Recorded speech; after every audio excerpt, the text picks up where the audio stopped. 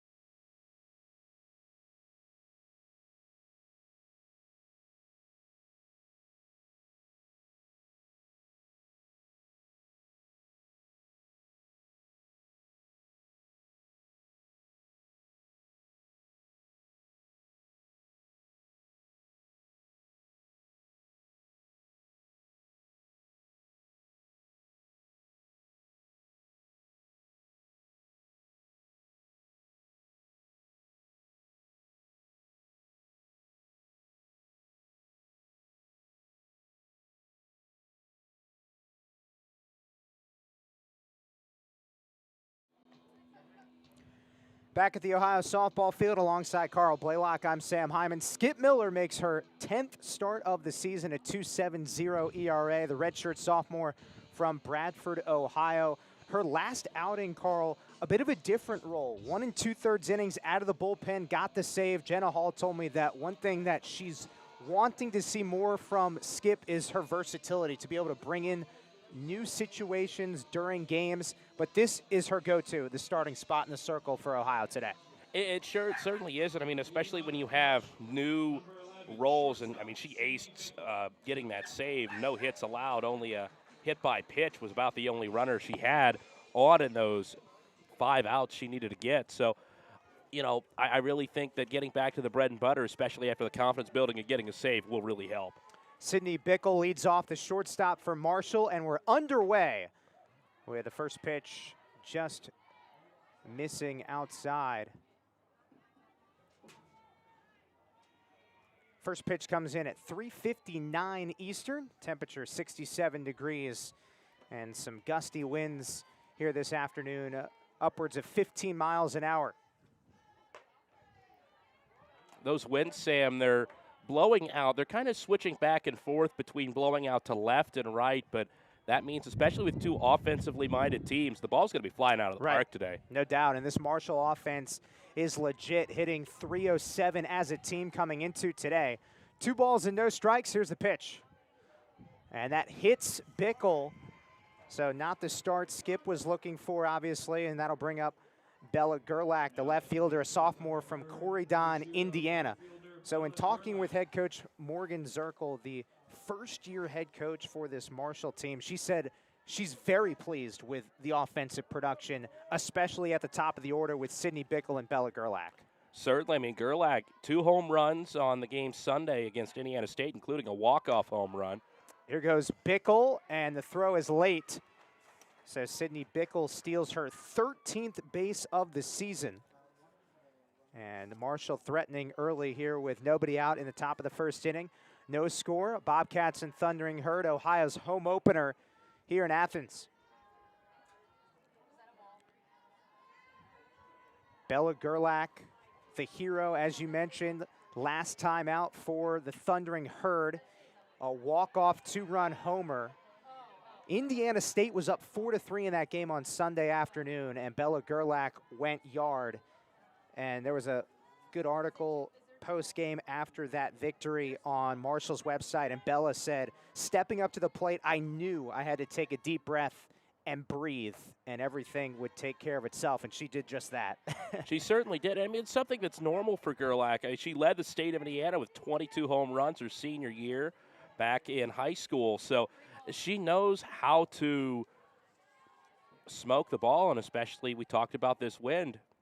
Don't want to put one over the plate. Line drive into left field, and Izzy Wilson has it go off her glove, so Bickle will score, and Marshall strikes first here in the top of the first inning. So that is a base hit for Bella Gerlach, but she advances to second on the fielding error from Izzy Wilson, who's pretty sure-handed out there typically in left field. It's 1-0 Marshall. It was just one of those that kind of ate her up a little bit. I think it was a screamer, and it got to her a little bit quicker than what I thought she expected it to. She tried getting her entire body in front of it and instead ended up kind of throwing the glove out there to try to grab it and was unable to do so. Here's the ace this season of the Marshall staff, Bub Faringa, who is a designated player today. She is not in the circle for Marshall, at least to start this game. Junior from Glendale, Arizona.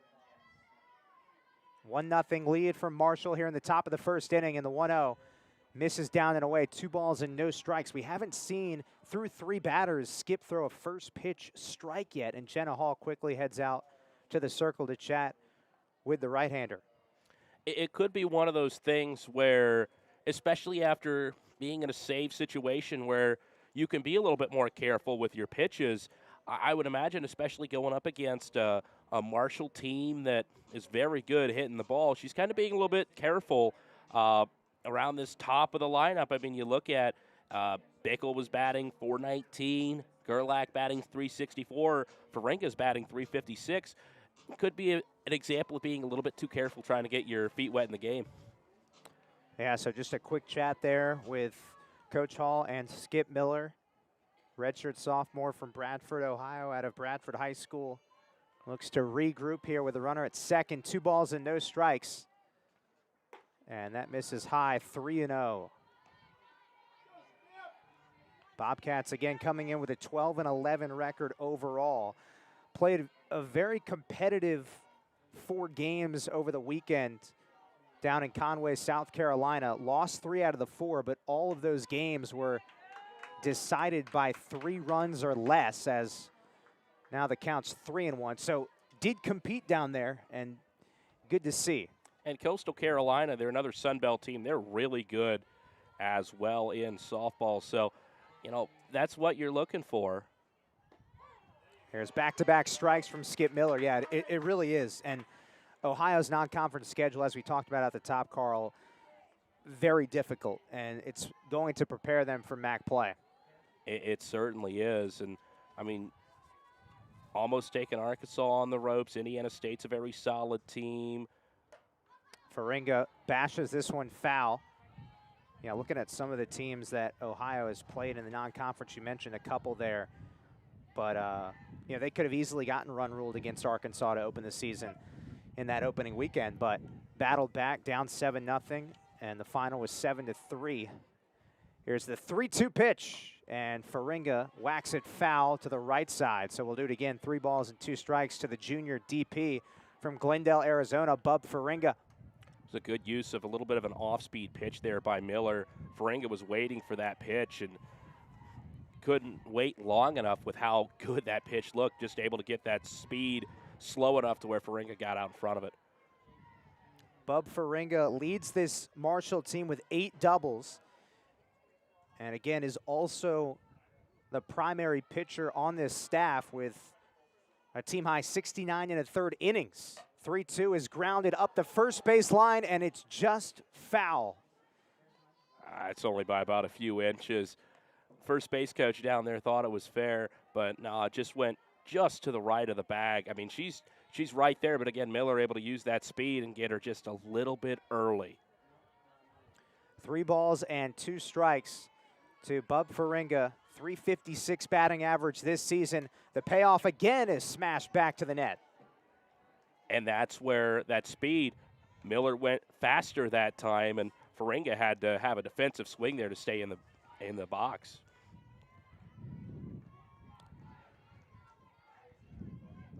Bella Gerlach at second base with nobody out. Marshall leads 1-0.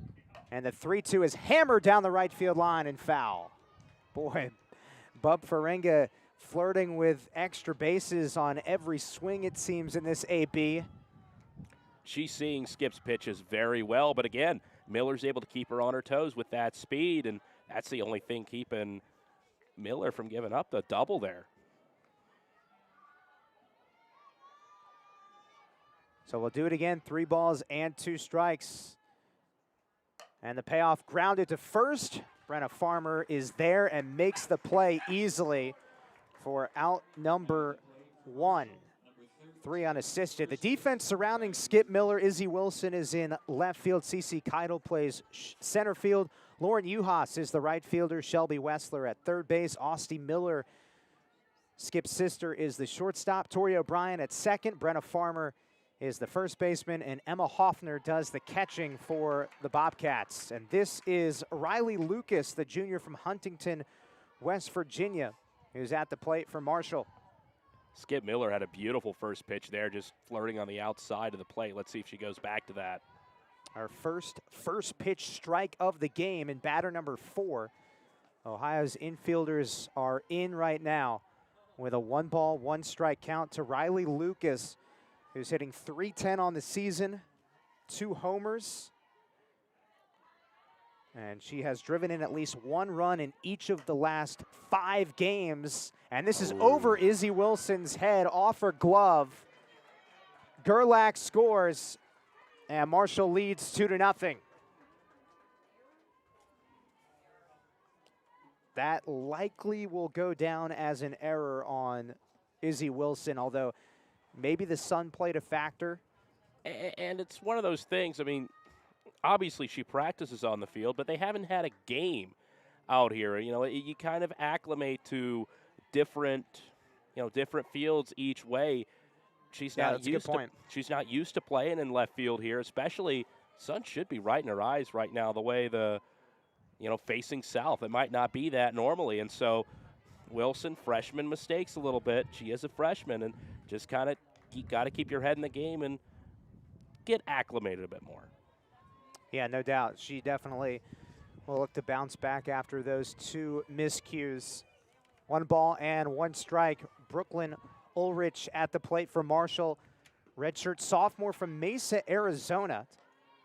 There are 3 student athletes in Marshall's batting order from the state of Arizona out west. Peoria, Arizona, Glendale, Arizona, Mesa, Arizona, where Brooklyn Ulrich hails. And the off speed, a beautiful pitch from Skip Miller, strike 2. It wasn't just the speed there, it was the drop. That ball had a lot of run to it, and it absolutely fooled Ulrich.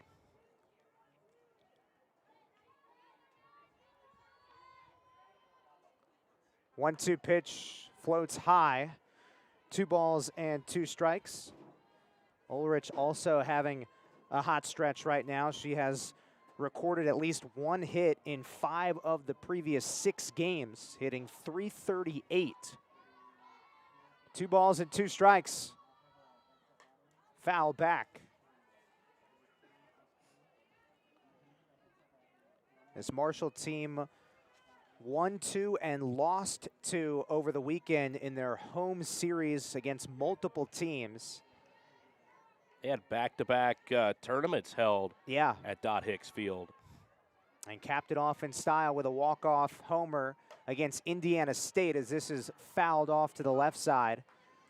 Still 2-2. A much different start to this game for Marshall compared to their last game against Indiana State. Trailed 3-0 early in that game in the first couple of innings.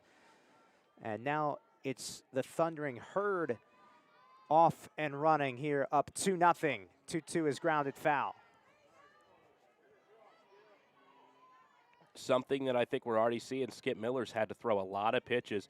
Had about 10 in that at-bat against Ferenga, and right now I think she's kind of seeing already Marshall knows the entire repertoire of Skip. She's got to find a way to mix her pitches a little bit better, because each Thundering Herd player, I mean, is just getting more and more into the rhythm of how she plays. 2-2 is inside full count. Skip has thrown more than 20 pitches already in this inning. Only 1 out here in the top of the first inning.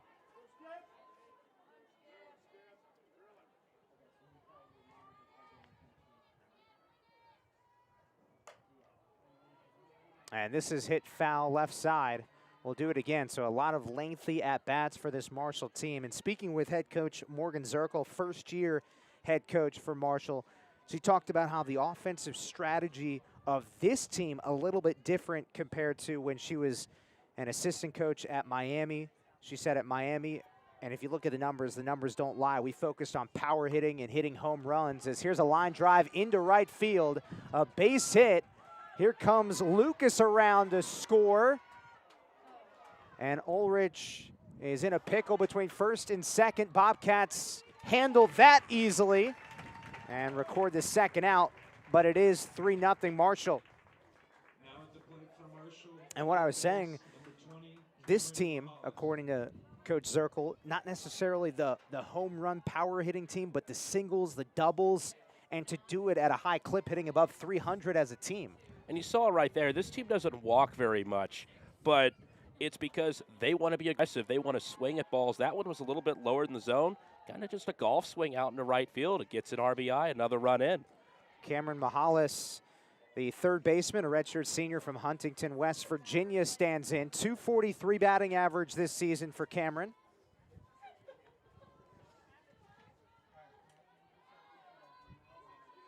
One ball and no strikes.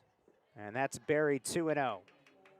It's a family affair for Cameron. Her sister, Kayla, played on Marshall's softball team all the way back in 2009. How about that? Well before Morgan Zirkle, the head coach for Marshall, played in Huntington. Ground ball to second. Tori O'Brien is there, and that retires aside. But Marshall makes some noise early here in the top of the first inning. 3 runs. And we will step aside. Bottom of the first is next. Ohio bats for the first time today here in Athens.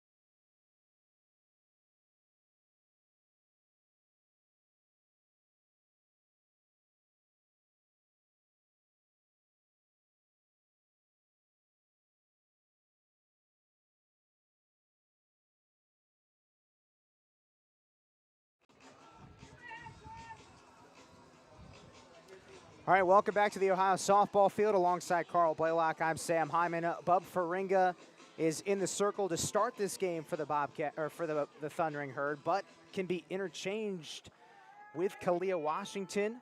Washington in the lineup card as the flex.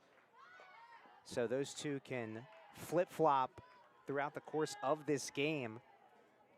Unique situation for Marshall with Faringa being able to hit, as it's 3-0 Marshall, bottom of the first inning, and Faringa deals inside 2-0. Just kind of wondering, they don't have the Shohei Ohtani rule, obviously, in college softball, where you would be able to have somebody hit and then just stay in as a designated hitter. I was wondering how they would do that, and, well, this is how they're doing that. And Faringa, very solid on the year, as that pitch catches the outside part for a strike. Got the win against Indiana State, 2.93 ERA on the year. Really been the workhorse for this Thundering Herd team. 2-1 the count to Torrey O'Brien, the second baseman. Red hot of late, hitting .373 on the season. That's the highest batting average on the team. 2 balls and 2 strikes. But Torrey, over the last 12 games, 19 hits during that stretch.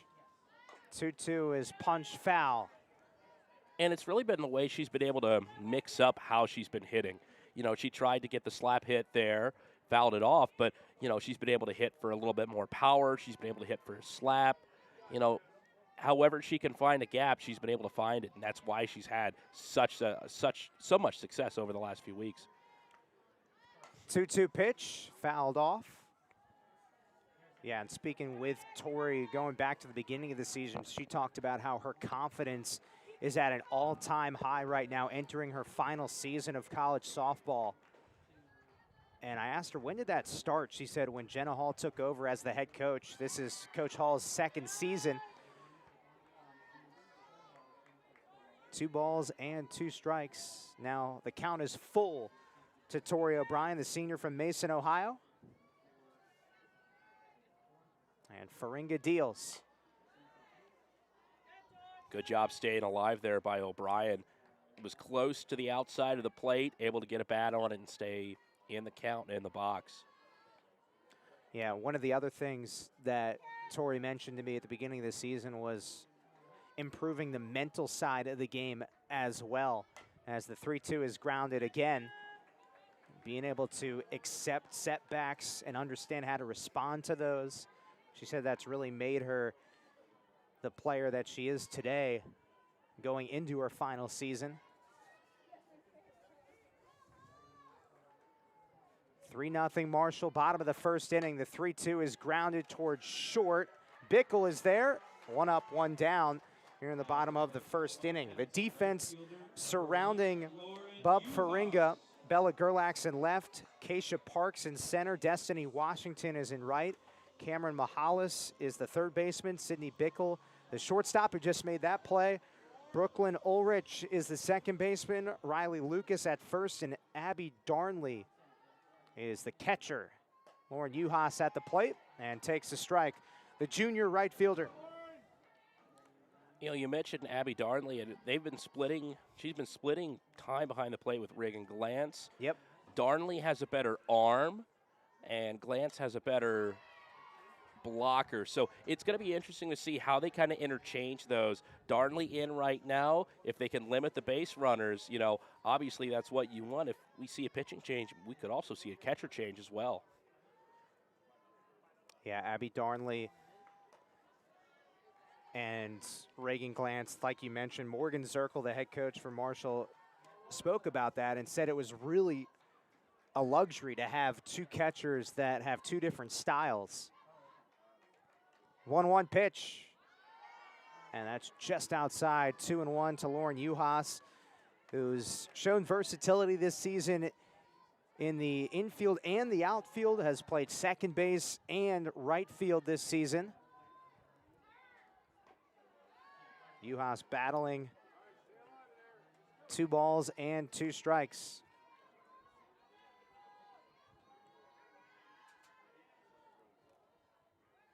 One down here in the bottom of the first. 3-0 lead for Marshall. And the off speed is low. If 3-2. If I'm Faringa here, I try to jam Uhas again. She really had a lot of success with that a few pitches ago. Try to paint that inside of the plate. 3-2 is fouled off. Just over Jake, our first base camera operator. We talked to him before the game saying, be prepared for those moments. And I think he is actually prepared now. Sometimes it just takes a wake-up call as the 3-2 is fouled off to the right side. Faringa had a long start back on Sunday, or not a start, excuse me. She came in relief, but still had 6 1/3 innings pitched. You got to think about the thing of her arm, especially with the strength of her arm, as, you know, the Bobcats are really making her work through these first 2 pitches. Yeah, Lauren Uhas battling right here. And a good AB for the junior from West Mifflin, Pennsylvania. The payoff on the ground towards second. Ulrich bobbles it, and the throw is just in time. It looked like Uhas got there in time. Coach Hall can't believe it.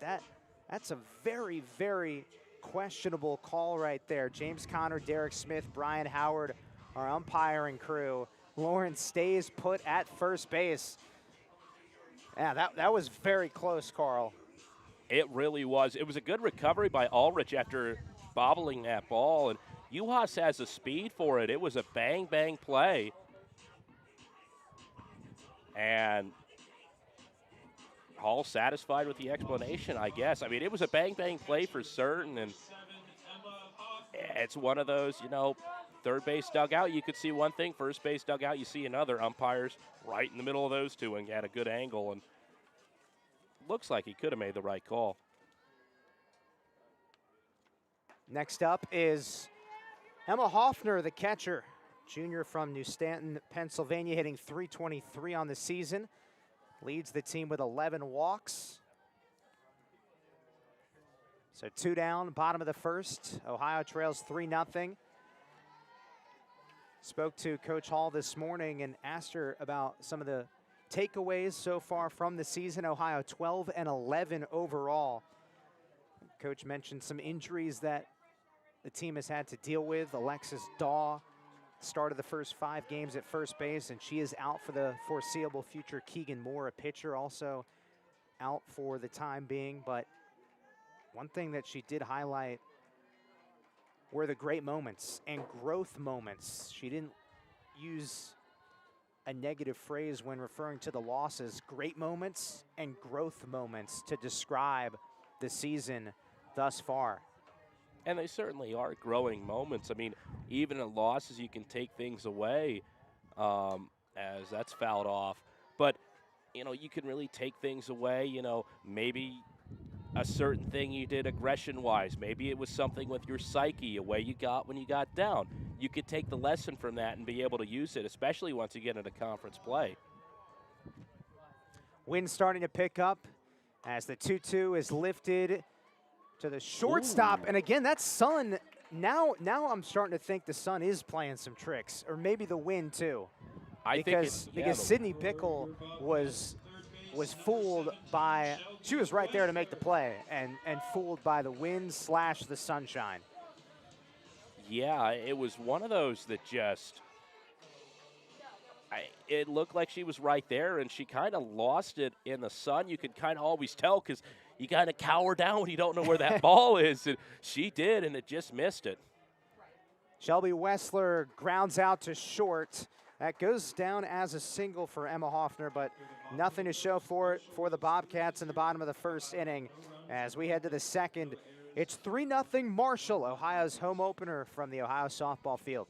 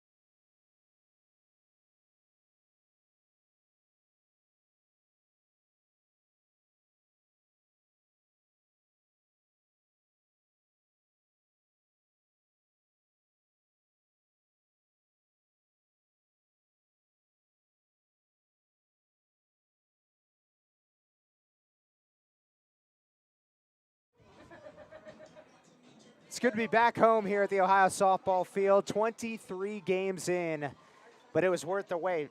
We've got the fans out here, Ohio fans, really packing the stands here today for the home opener between the Bobcats and the Thundering Herd. Any home game means a chance to see Tori O'Brien's dog. Oh, yeah. Carl. Archie. That thing's tiny. I don't think I've ever seen a dash hound that small. It's about, imagine about the length of your forearm and about half that, and that's how big that dog is. But great to see Archie out of the ballpark. Great to see all the fans out as well. Wahama's softball team here is, that one's lifted to left field. And Izzy Wilson makes the play this time in foul ground for out number 1. If you're just joining us, first inning played some tricks on both Izzy Wilson and Sydney Bickle, Ohio's left fielder and Marshall's shortstop.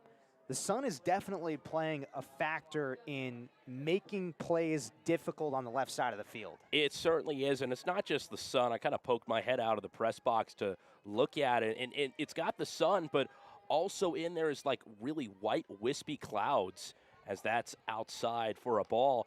It's the white wispy clouds really is what makes it worse. I mean, the sun you can do, you got sunglasses, but when you have the white wispy clouds behind it, that kind of makes it tough to distinguish where the ball is exactly. Losing into the clouds is just as easy as the sun, especially when it's kind of this partly sunny day.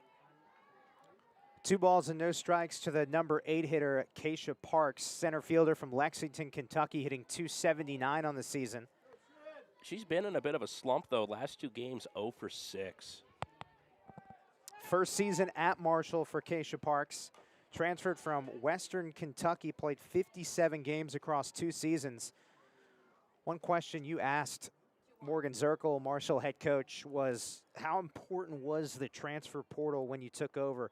Morgan took over a little late in the summer, so the window for grabbing transfers was closing, and still she was able to get some players in the portal. One of them, Keisha Parks, Bella Gerlach as well, Western Michigan transfer.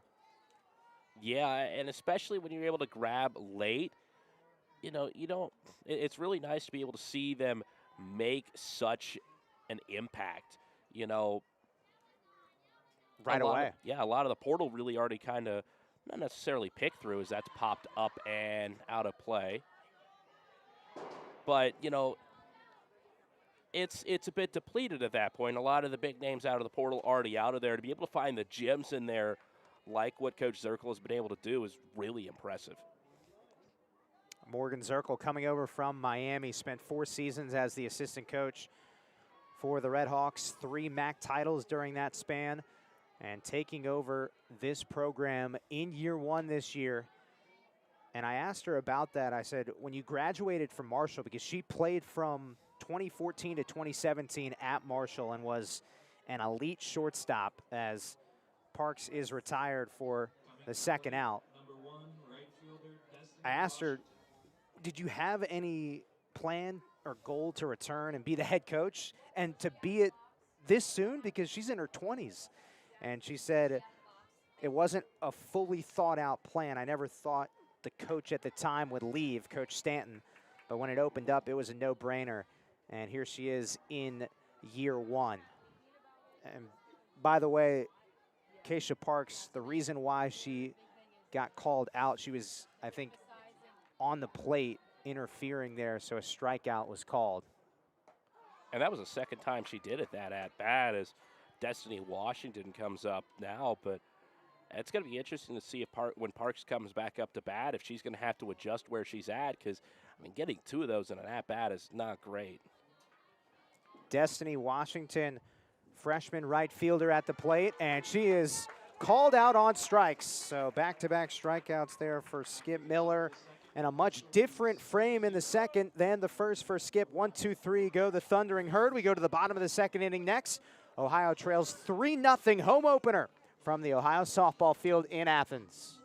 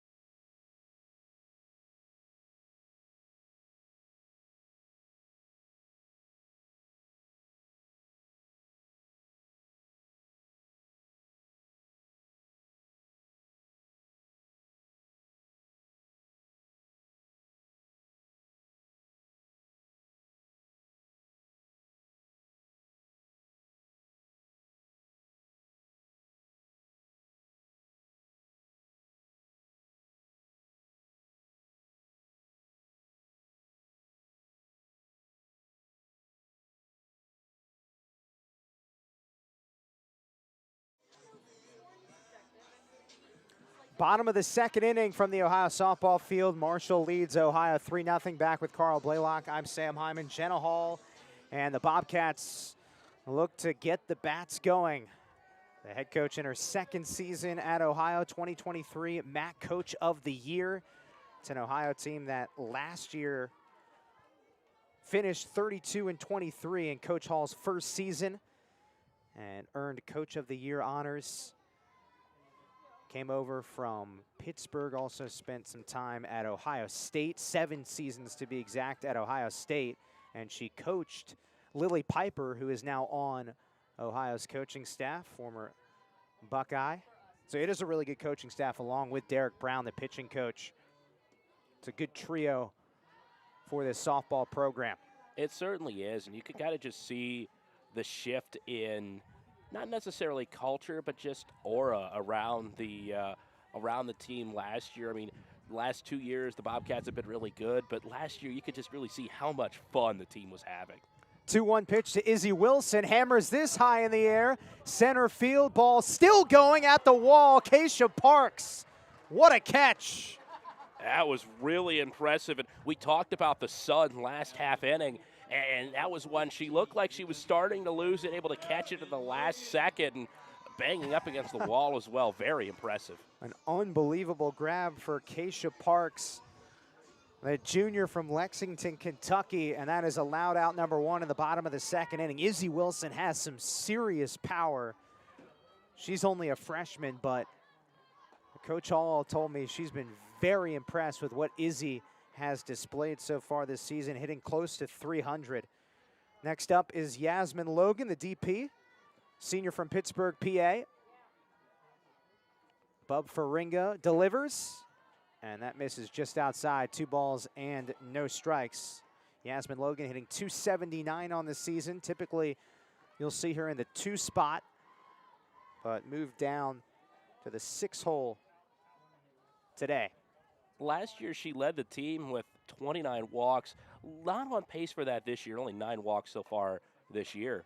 1 hopper to short, Sydney Bickle gobbles it up and fires to first. 2 up, 2 down for Bub Faringa in the circle for the Thundering Herd. Here comes Austin Miller, the shortstop, sophomore from Bradford, Ohio. Sister Skip starting in the circle for the Bobcats.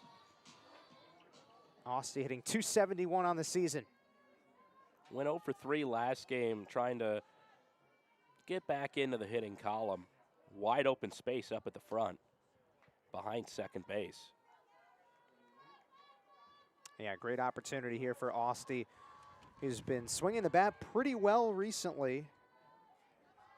Grabbed 3 hits over the weekend in Conway, South Carolina. Long trip down to Conway, nearly 8-hour drive to play at Coastal Carolina's facility.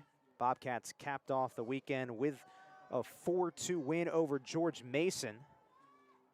1-0. Jam shot on the ground towards first, Ooh. And the exchange there at first is broken up. So Austin Miller is safe with 2 outs here in the bottom of the second inning. Good job of hustling on that play, forcing them to make a play, and Ulrich just wasn't over there quick enough to really handle that ball. She was trying to catch that ball while running, and it kind of just bounced off her glove and out. So an error on the play brings up Brenna Farmer, freshman first baseman. Brenna, another one of the freshmen getting significant playing time. Both Izzy Wilson and Brenna Farmer came into this program with a lot of expectations, 2 very talented players out of high school. And I asked Coach Hall about the freshmen as a whole, 4 total freshmen, and Coach Hall said all came from competitive travel ball teams and came ready to win right away. After the MAC championship last year when Ohio lost, Coach Hall said all 4 of them texted her and said, next year, let's go, let's go. I mean, for Brenna, I mean, she was first team All-Ohio at Riverdale High School in Mount Blanchard, and she's just really stepped into a role and hit really well. 2-1 is bounced sharply to second. Nice backhand Ulrich. This time she makes the play, and it retires aside. So Ohio gets another base runner, but nothing on the score sheet. 3-0 lead for Marshall heading to the 3rd next here from Athens.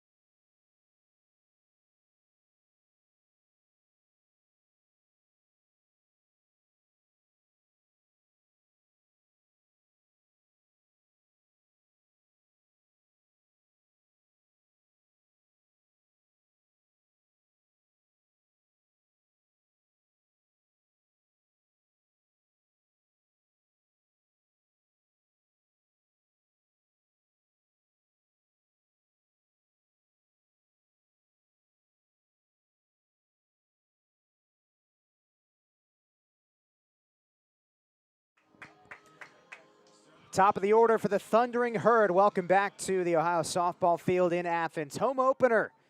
23 games in, it was worth the wait as the Bobcats finally playing in front of their home fans and a great crowd. You couldn't ask for better weather too, Carl. Temperatures in the mid-60s. This is ideal conditions here in Athens right now. It sure beats last year's home opener when we had snow, rain, wind. Still got the wind, but it's much more bearable when it's 65 degrees and not 35. Senior shortstop Sydney Bickle at the plate. 1 ball and 1 strike the count. Sydney Bickle hitting .419 on the season, the best batting average on the squad. I asked Coach Zickel about Sydney, and Coach Zickel said, she reminds me a little bit of me when I was playing at Marshall. Both play the shortstop position. Coach Zickel, of course, still does play as this is lined in the left center field. Double trouble. And a good start for the Thundering Herd as Sydney Bickle leads off with a double for Marshall. That is her 3rd double of the season. And she just found a gap there and drilled it.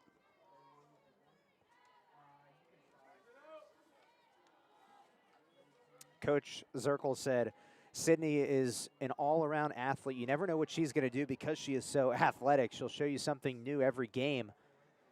And she's done a good job of not only being a slap hitter at the top of the order, but also hitting for power as well, which makes you that much more dangerous as Bella Gerlach stands in, the left fielder who singled her first time up.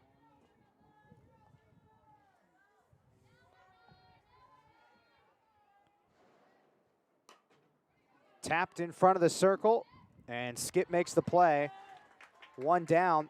Bickle moves to 3rd. Good job of getting the runner across. I don't really know if that's what Gerlach was going for. Obviously, it was somebody with her power. You want to try to see if she can get to the outfield, but you'll take a productive out there. No question, especially with the tremendous lineup that Marshall has at the top of the order with the first 5 hitters hitting above 300. First pitch strike to Bub Faringa, a junior from Glendale, Arizona, who also is starting in the circle right now for the Thundering Herd.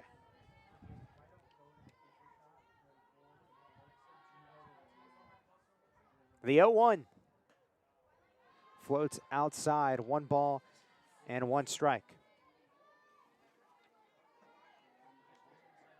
Faringa really made Miller work in the first at-bat, so she's going to know all the pitches that's coming. She's going to wait for the right one here.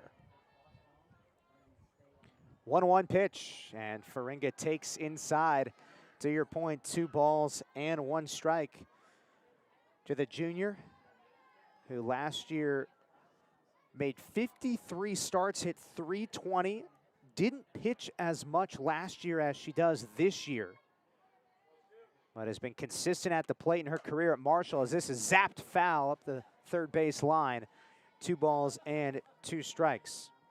Coach Zirkle having to be on her toes there. Yes.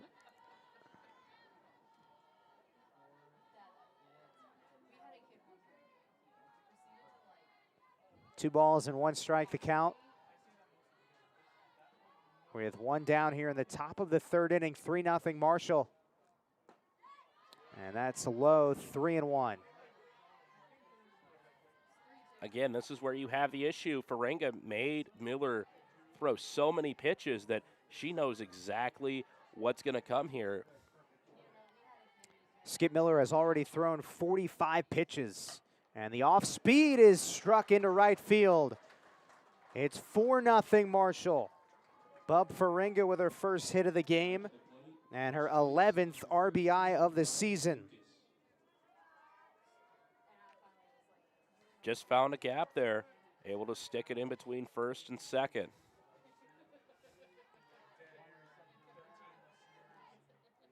Next batter is Riley Lucas, the junior from Huntington, West Virginia.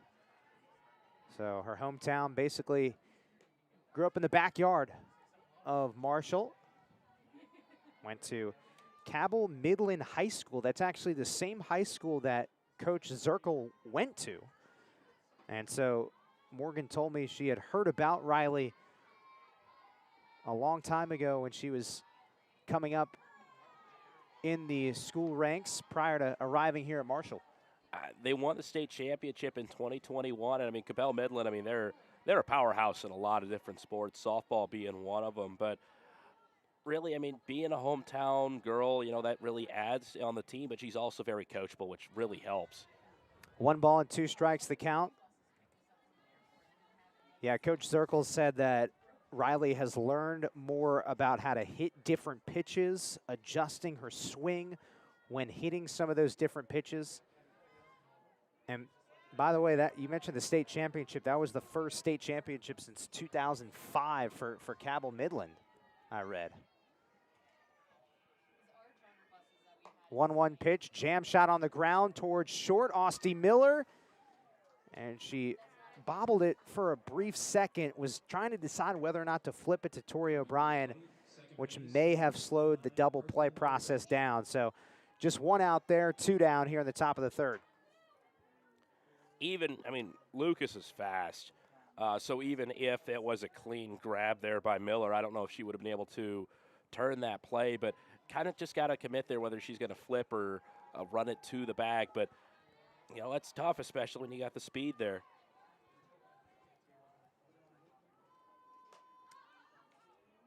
Brooklyn Ulrich at the plate for Marshall. Second baseman, RBI single her first time up.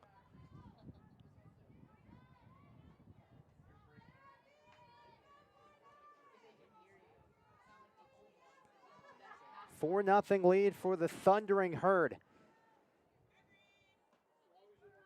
And the count's 1 ball and 1 strike.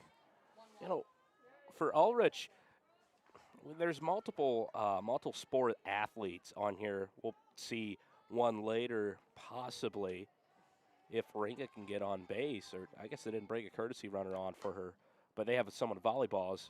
That's hit to short. Austin Miller makes the play, and that retires the side.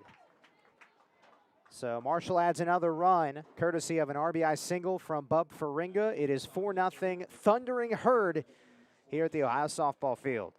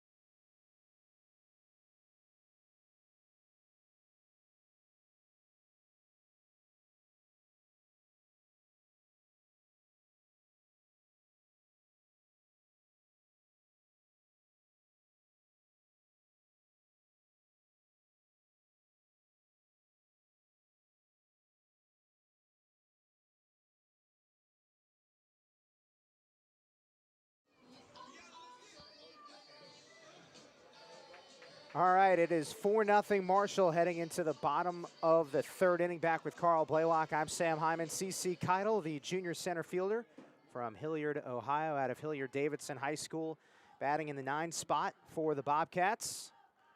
And a first pitch spinner right to first. Just an unfortunate sequence there.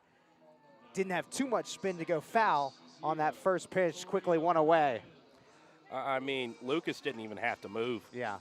She could have sat on the base and just, you know, picked some dirt there. It was that easy. All right, back to the top of the order for Ohio. Tori O'Brien, senior second baseman.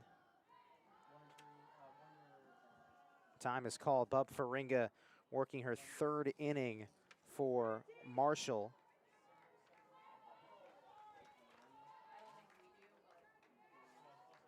First pitch, and O'Brien smacks it on the ground sharply right to Brooklyn Ulrich. 2 pitches, 2 outs for Bub Faringa in the circle. I think it more speaks to how well Ohio's seeing the ball. They're seeing the ball really well, but they're hitting the ball right to where the defenders are. They've gotten some really good contact, but nothing been able to leave the infield. Marshall head coach Morgan Zirkle told us that the pitching staff right now is not super healthy. Couple of injuries as Lauren Uhas takes outside for ball one. Emily Cole and Savannah Rice are both not available for the pitching staff. So it's been pretty much Bub Faringa and Kalia Washington recently. And one other pitcher, Lindsay Henson, who has only thrown 2/3 of an inning. I actually did peek down the first base line, though, Carl, and I saw Lindsay Henson warming up. Don't know if she's going to pitch in this game, but she was warming up for Marshall. 1-1 is high, 2 balls and 1 strike. But simply put, the pitching has been a tough spot for Marshall this season. It really has, and it shows in the stats. I mean, you're looking, they've had 98 walks on the season. That one's fouled off back to the backstop. 98 walks on the season is not something you want. That's 4 walks a game. Yeah. A lot of home runs, 20 home runs against. So you got to be able to try to figure out how to back it back down, especially when you're trying to not overwork some pitchers like Faringa. Yeah, it's a great point. And you bring up the walk total, 98 walks to only 79 strikeouts. So that strikeout to walk ratio, not at all where you want it to be. 3-2 is fouled into Marshall's dugout. Despite, however many walks they have this year, despite almost having 100 walks in 24 games, haven't had one yet today.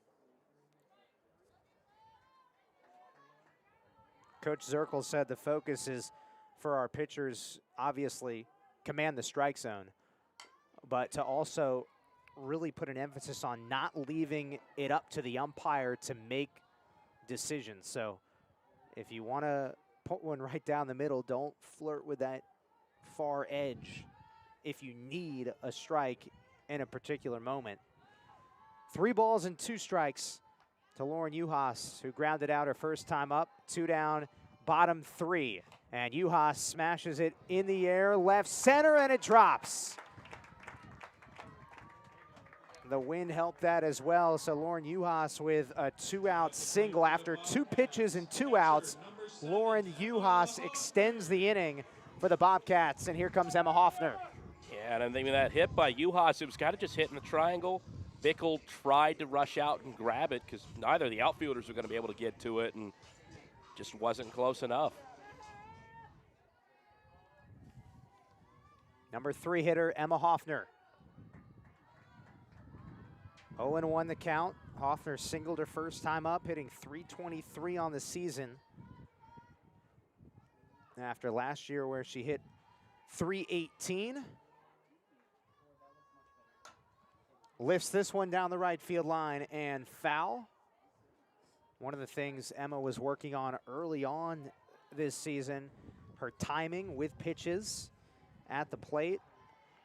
And Coach Hall has been very impressed with what Emma has done so far in 2024 at the plate. Also behind the plate as well. She threw out a couple of would-be stolen base opportunities last weekend. Here's a ground ball down the third base line. Windmill's already on. Nope, stopping now. Thought for a second Lauren Uhas was going to come around to score, but it's not a 1-run game.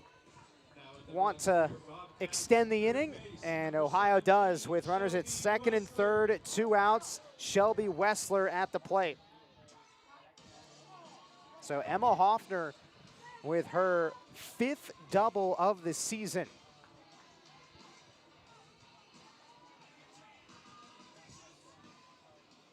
Shelby Wessler coming into this game with 8 RBIs, hitting .318. And takes outside ball 1. This is the first inning Ohio has had a runner at third base today. And down 4-0, a pretty critical spot here for the Bobcats. And Wessler is the person to bring up.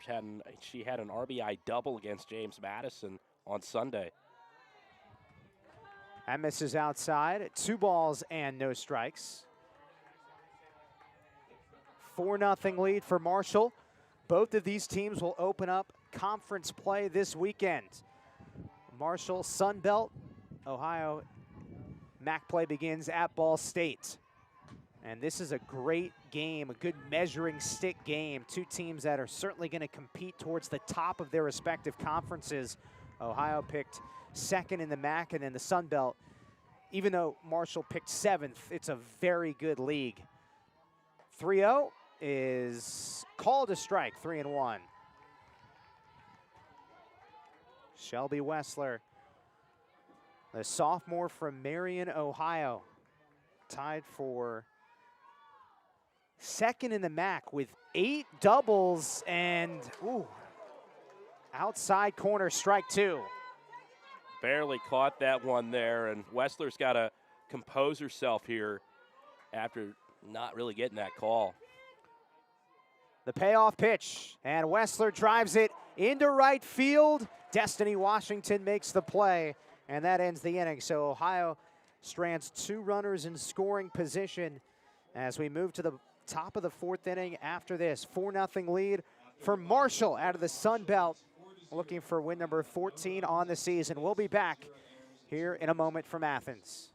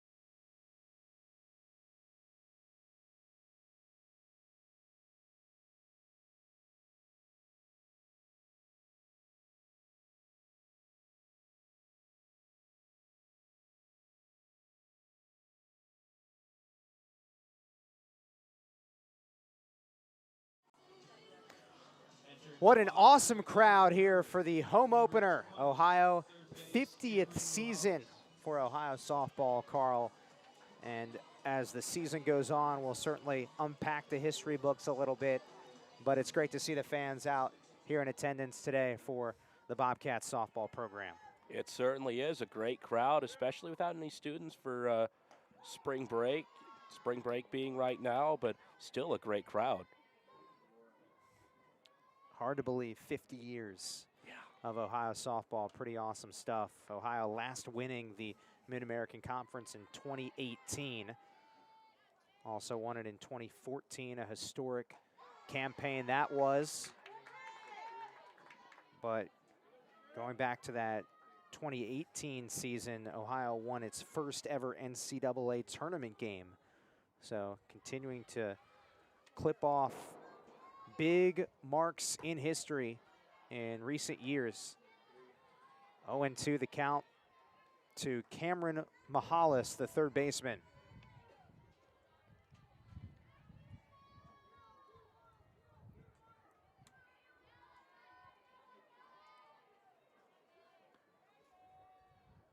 One-two is lifted in the air to right field. Lauren Uhas retreats, and it bangs up against the wall.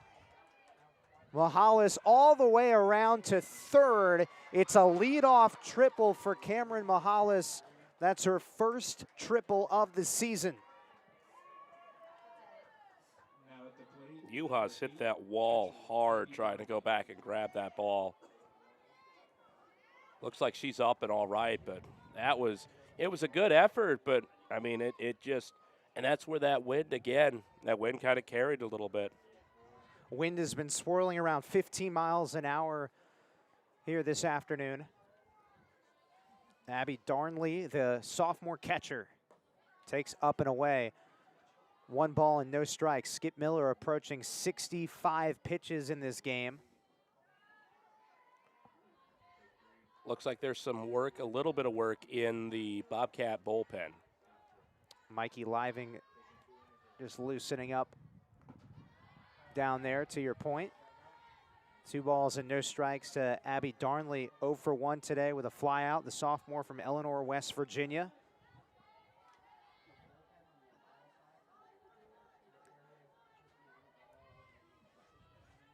Mahalis at third, she just tripled.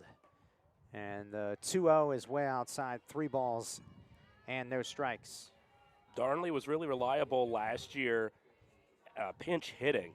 Had 5 RBIs and limited at-bats coming in. Was really somebody who the Herd can bring in off the bench in big spots, and this is certainly a big spot, even though she's in the starting lineup.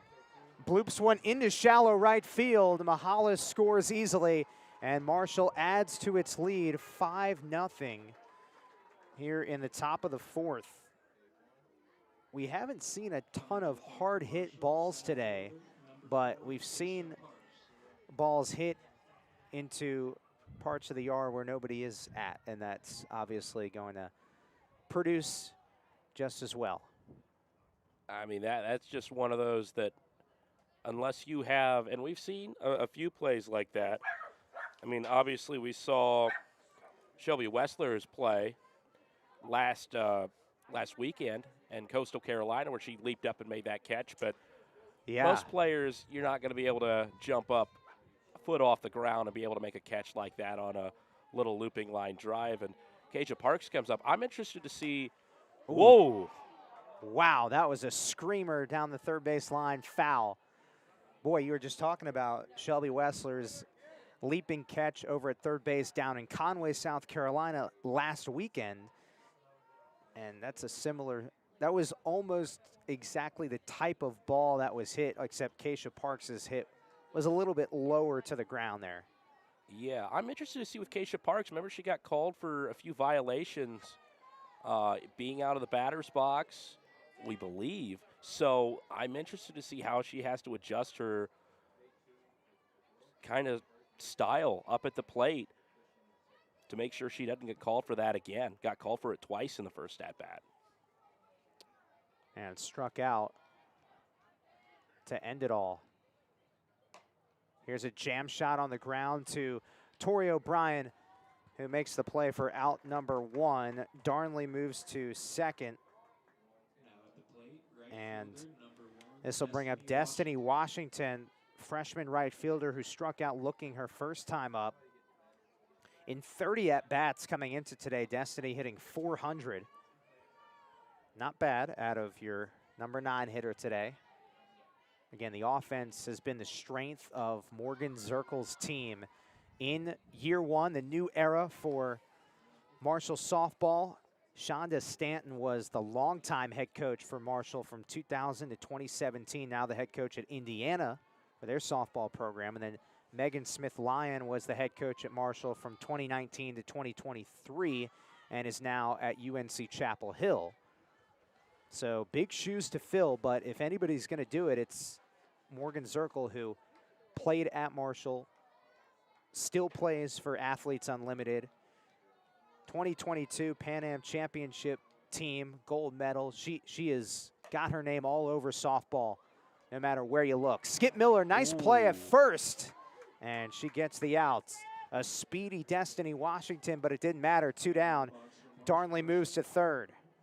Yeah, Miller kind of double clutched that, and she really had to speed that over there. I think if it was anyone else aside from your pitcher, I don't know if she would get it there in time, but good job by Miller to be able to get Washington out by just about half a step. Sydney Bickle, top of the order for the Thundering Herd, reached base twice already, a double and a hit by pitch. Strike 1. She scored both times she got on base, and you got to be a little bit careful here. Got hit by pitch the first one, got a stolen base, then that double in the third inning. So Got to be careful here if you're Skip Miller. 0-1. And Bickle watches it sit too far inside. 1 ball and 1 strike. Senior from Peoria, Arizona, out of Sunrise Mountain High School. Also AAU team, Beverly Bandits. Originally went to Louisville. Ooh, watch out. Everybody's got to be awake today. We've seen some hard-hit softballs and foul ground dugouts. Jake, our camera person on the first base side. We're next, Carl. Oh, yeah. It'd have to do some geometry to get in with us, but I've seen it happen before. Yeah, Sydney Bickle, though, her 2nd season at Marshall, played her first 2 seasons at Louisville, and she just got a piece of that one. I think that actually hit her. As she was swinging. So 1 ball and 2 strikes. And Bickle she wasn't just riding the bench there at Louisville. She played 70 games at Louisville. And she did not waste any time when she got to Marshall last year. First team all Sun Belt newcomer of the year. There's a strike on the outside corner to end the inning. Skip Miller is through 4 frames, but Marshall adds another run. It's 5-0 Thundering Herd. Heading to the bottom of the 4th, the Bobcats looking to get the bats going here down here in Athens.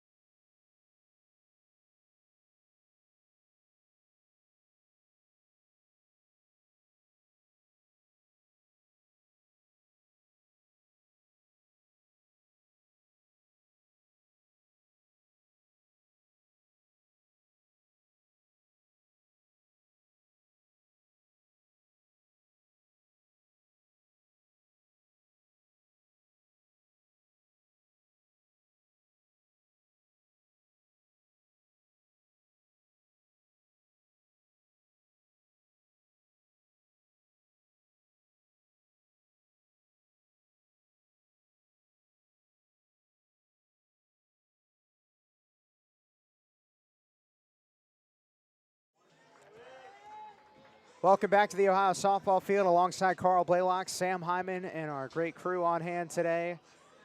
Jenna Hall and the Ohio Bobcats looking to find some rhythm at the plate.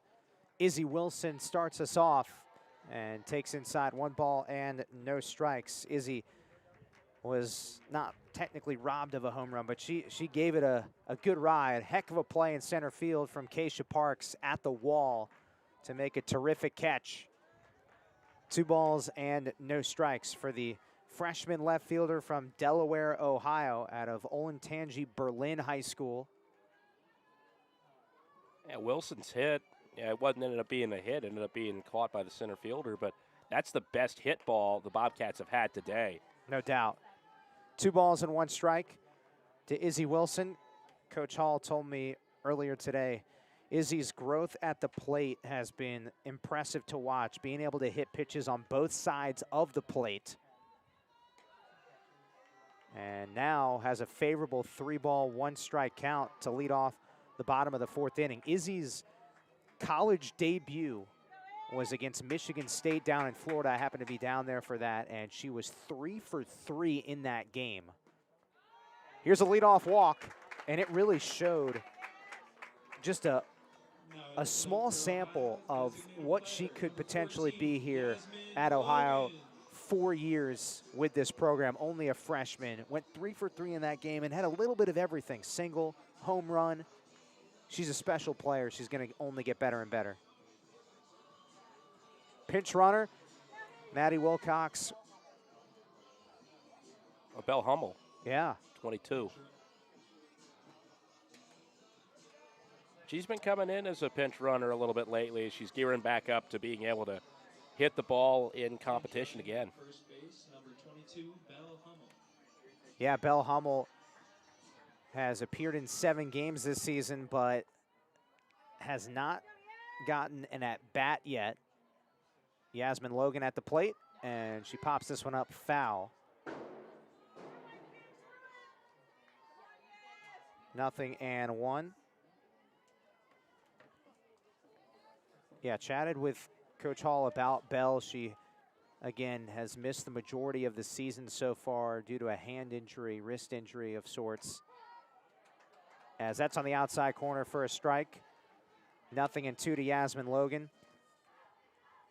But Coach Hall did say that Belle has been practicing the last couple of weeks. The biggest thing for her is hitting live pitching with that wrist/hand.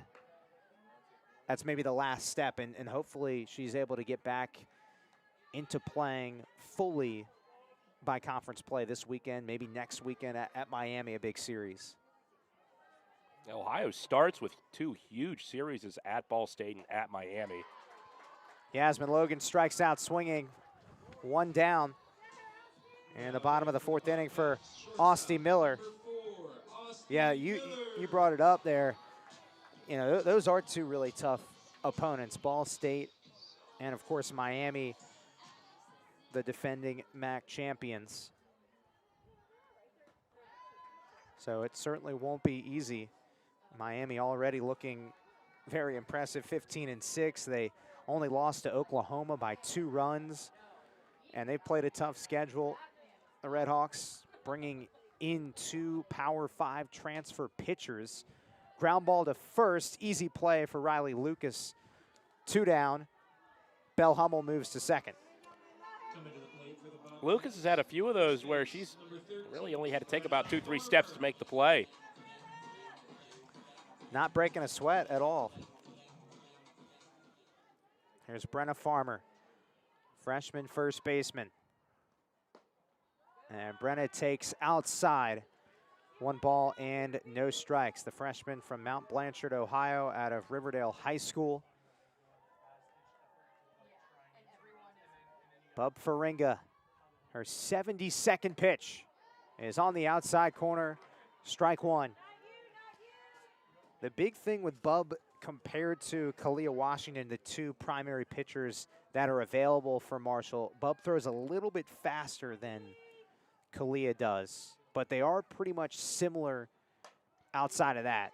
Foul down the left field line, 1-2.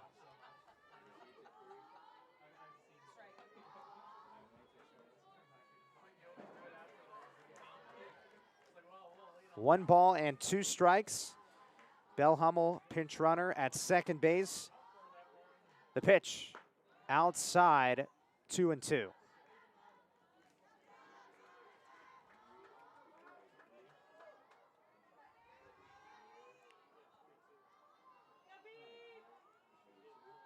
Here comes the 2-2 delivery, and Farmer whacks it foul, first base side.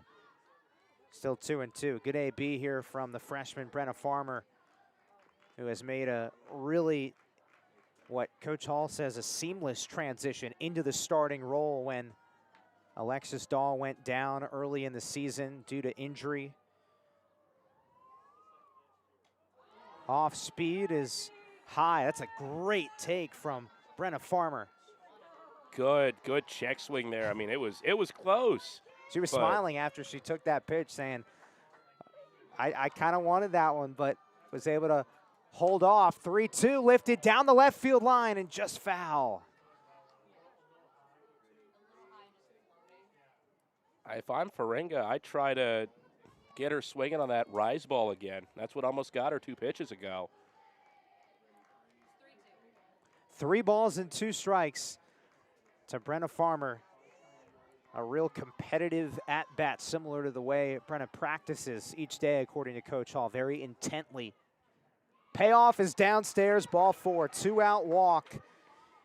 And a great at-bat. And look at Belle Hummel, aggressive on the bases, advances to third on that situation. So first and third, 2 down. CC Keitel, big spot for the Bobcats, trying to score for the first time today. And it's a tough thing for Marshall because you look, we talked about the walks. They hadn't had any up to this inning. Now 2 ducks on the pond right now with those walks. Yeah, it's been remarkable. Bub Faringa, who has really had a difficult time with command. But now 2 walks in this inning, and CC Keitel takes low, 1 ball and 1 strike. Oh, they checked the swing, and she did swing on that. And that's why everybody on the first base side was clapping, the Marshall fans. 2 strike pitches, grounded to short. Bickle throws across the diamond in time. And again, Marshall gets out of some trouble. As we move to the top of the 5th inning, it's still a 5-0 advantage for the Marshall Thundering Herd. We go to the top of the 5th right after this. 2, 3, and 4 hitters due up for Marshall. We'll be back.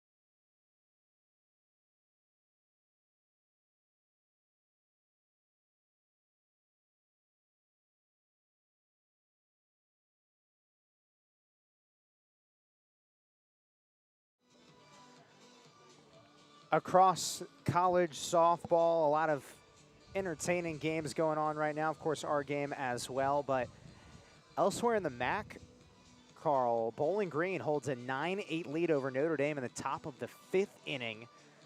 And the big top 5 matchup that you certainly can't ignore if you're a big softball fan. LSU beat Texas, the 2 ranked 2nd in the country. The Tigers beat the Longhorns 7-4. Yeah, and future conference matchup. I mean, that's going to be an SEC matchup here in a minute next year, and that's going to be really fun, but really good softball. Also, how about Youngstown State beating Akron 5-3? That's another one of these kind of get-right games, and Akron falls in that one. Miami is not playing today. Ground ball, third base side, foul. 0-1 the count to Bella Gerlach, the hero on Sunday, with a walk-off 2-run homer to beat Indiana State 5-4. She's hitting a sizzling .364 on the season. Only a sophomore.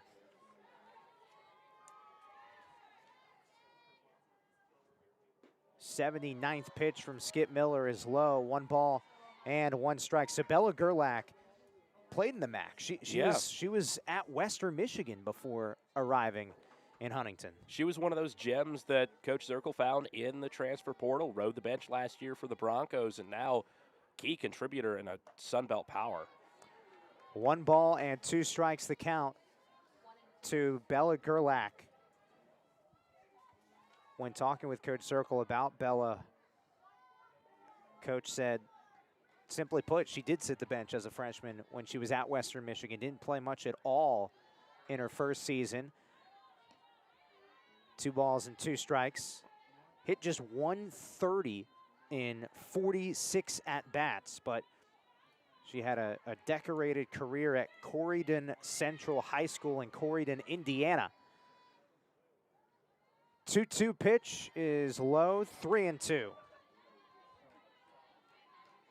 So the fact that she's only a sophomore and arriving at Marshall in Coach Zirkle's first season, that's a huge opportunity to really grow as Morgan grows as a head coach and starts to build her culture within this softball program. 3-2 off the end of the bat, and diving effort, CC Keidel. What a play!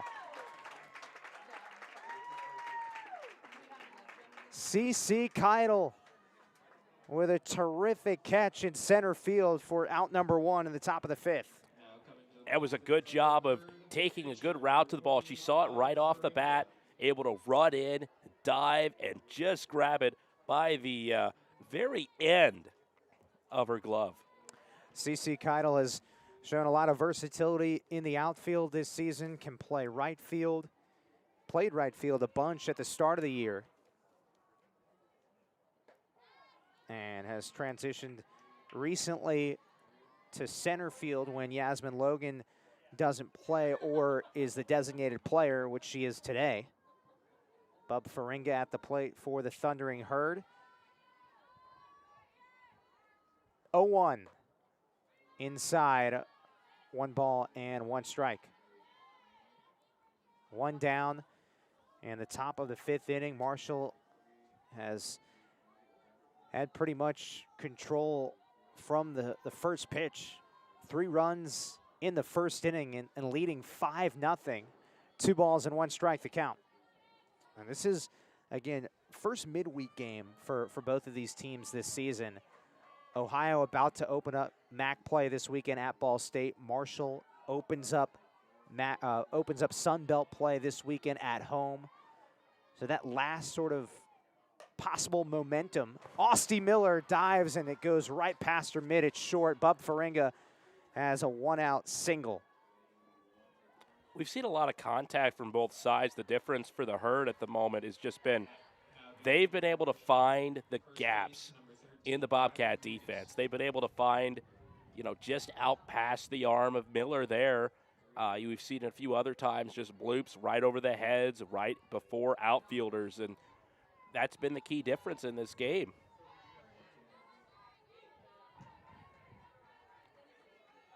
Skip Miller only has a couple of strikeouts today, 2 to be exact. She hasn't walked anybody, which is very important, but Marshall has put the ball in play a ton. 0-1 the count to Riley Lucas, junior first baseman. 0-1 pitches outside, 1 ball and 1 strike. Faringa running for herself today. Sometimes she doesn't, being the pitcher, getting the courtesy runner. But they're trusting her on the base paths today. 2 balls and 1 strike.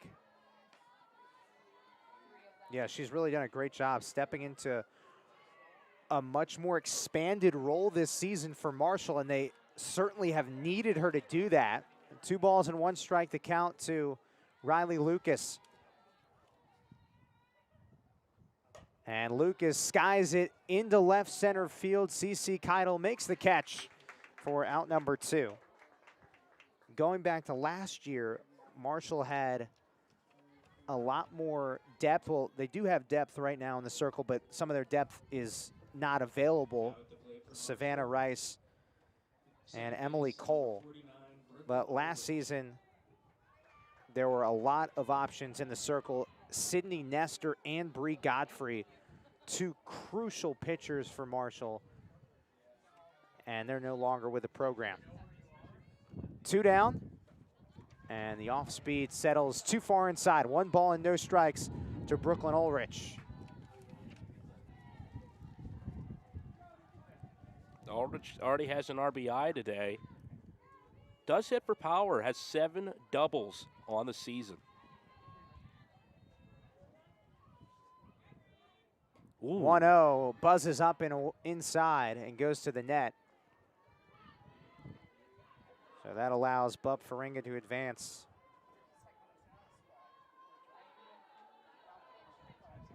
on the wild pitch.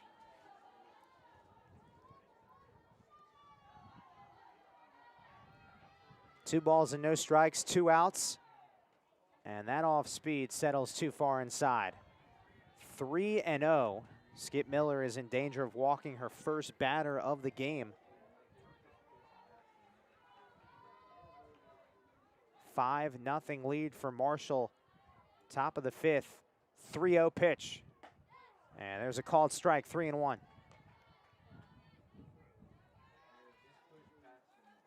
I think that was one of those where Ulrich, I don't think she had the green light there. Yeah, with this big of a lead, definitely want to be patient in that situation. Base runners. And there's the first walk of the game for Skip Miller. 2 outs, first and second. Cameron Mahalis, who tripled and scored her last time up, the redshirt senior from Huntington, West Virginia. Mahalis continues to improve year after year. A massive jump from 2022 to 2023. Played in just 14 games 2 years ago. And last year started 55 games at third base. Hit .313. Average is a little bit down right now, 243. Emma Hoffner and Skip Miller having a conversation in the circle. I mean, important for Mahalis last year. She had 28 RBIs, only 7 so far this year, but this is definitely an opportunity to get another one. And she's from a really athletic family. We talked about her sister Kayla earlier. She was on the Herd softball team back in 2009. Her dad, Rod, played soccer for Marshall back in 1980. And her granddad, Bill Underdog, played football at West Virginia. Actually was drafted in, I believe, the 11th round by the Cleveland Browns back in 1957 NFL draft. Fly ball into shallow right field, and Lauren Uhas makes the play to retire the side. So we go to the bottom of the 5th inning. Ohio needs runs and needs them quickly as the Bobcats trail 5-0 to Marshall here at the Ohio softball field.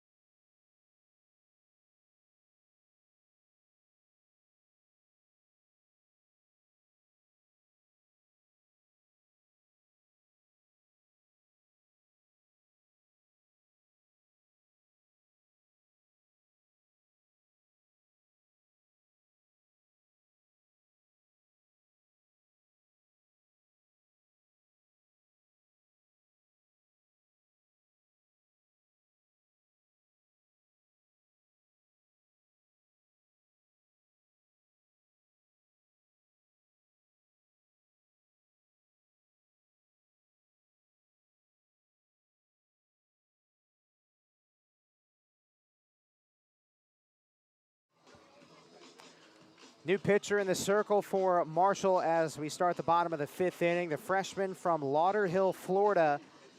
It's Kalia Washington, whose sister Destiny is the right fielder today. So 2 Washingtons now out there on the field. Kalia is coming off a really difficult outing. She started against Indiana State, just 2/3 of an inning, allowed 3 hits, 3 walks. And is looking to bounce back from that. Throws a little bit slower than Bub, so offers that change of speed, but similar style pitcher, and she's only a freshman.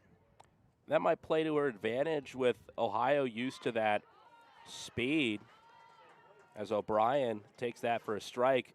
With them used to that speed, she can afford to be a little bit more over the plate, and that's something that really Marshall's wanted to do the entire year is attack, get ahead in counts early, especially when you're walking a bunch. That's what you want to do, but there's a base hit for Tori O'Brien. You can't leave it too far out in the middle of the plate. Tori O'Brien's first hit of the game. This is the top of the order for the Bobcats. So after 4 innings from the primary starting pitcher, Bub Faringa, this season, who came in with a 2.93 ERA. Kalia Washington, only a freshman, and a 4.82 ERA across 36 1/3 innings. Lauren Uhas takes a first pitch strike. Uhas singled her last time up. Could this be the inning Ohio finally cracks the scoreboard, down 5-0? If you're Washington here, as that's way outside, you got to keep your head here. You have to be able to sit there and go, okay, gave up a hit, had a bad outing on Sunday, but I have to be able to still throw it over the plate. Don't get scared. This is softly struck, and what a play. Brooklyn Ulrich dives and snatches it snow cone style. It was a really good read there by Ulrich. As soon as that was off the bat, she was running to her right, knew that Lucas wasn't going to be able to get it at first base, even though it was right behind the bag, and able to make that diving play. And a good job by Tori O'Brien to not get caught off the bag there. Yeah, she could have easily expected that one to drop and continue to run towards second base. A massive out there as Emma Hoffner is at the plate for the Bobcats. She's 2 for 2 today. A single and a double. Time is called. She'll adjust her batting gloves.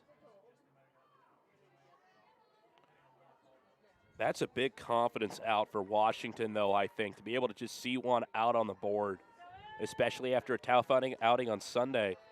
I mean, that's really what exactly you want to see. You're able to get a little bit of help from your defense. Not a really hard hit ball either, so that gives you some confidence and to get through the rest of this inning at least.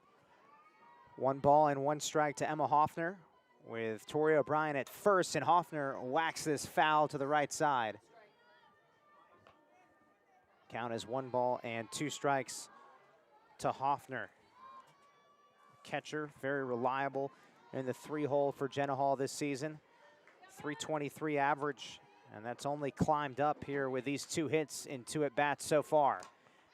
Fly ball down the right field line. Destiny Washington makes the play. 2 down. Ohio held off the score sheet so far, Carl, and one of the things Coach Hall said going into this game, I asked her, what do you hope to get out of this game, the final tune-up before conference play? And Coach Hall said, focusing on our at-bats pitch by pitch. It's an offense that hasn't scored more than 4 runs in a game their last 8, trying to generate some type of momentum offensively here in the final couple of innings. And that was something that really helped them last year. They were very good at scoring runs, and right now they're really just the entire team's in a little bit of a slump here. Got to try to find something to do, and that would help with a run here. 1 ball and 1 strike to Shelby Wessler, third baseman, looking for her first hit today. Kalia Washington, her first inning of work, fouled off to the right side, 1-2.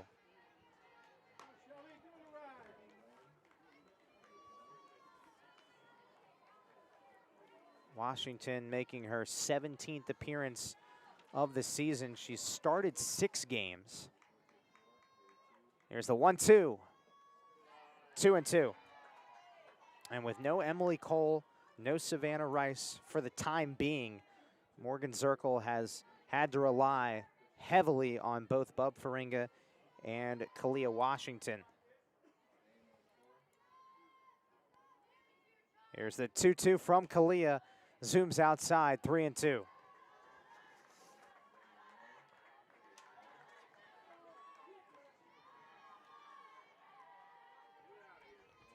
If something's hit to the outfield here, especially with O'Brien's speed, she might be able to score here. Got to try to get to the outfield. Hard ground ball through the left side.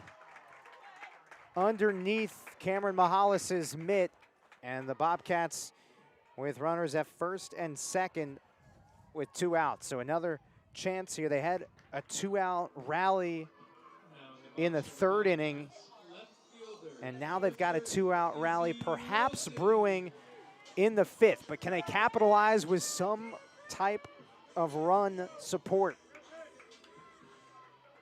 Izzy Wilson's had probably the best hit ball of the day for the Bobcats. She's the one to be up to the plate to try to get something here. She hit that ball, her first at bat in the 2nd inning, all the way to the wall. Took a great catch by Parks to be able to keep that from being extra bases. An extra base hit here would put Ohio right back into the game. Izzy Wilson takes the strike on the top of the zone. 1-1. So O'Brien singled to lead off the inning, and 2 flyouts, followed by Shelby Wessler's single through the left side. 2 balls and 1 strike to Izzy Wilson, the freshman from Delaware, Ohio. 3 home runs on the season. Certainly has that power ability, especially with the wind blowing out right now. 2-1 is smacked on the ground to short. Bickle makes the play and ends the inning. So for the 3rd straight inning, Ohio strands 2 runners on base. We go to the top of the 6th inning next. 5-0, Marshall in front.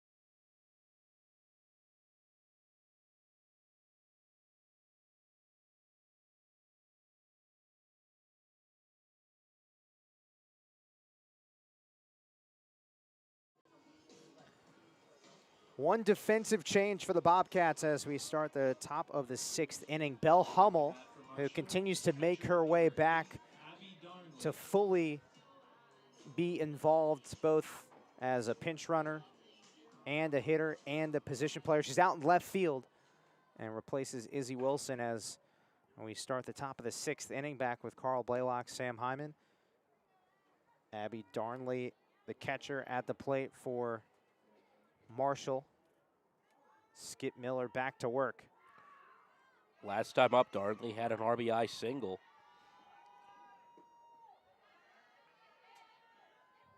One ball and no strikes.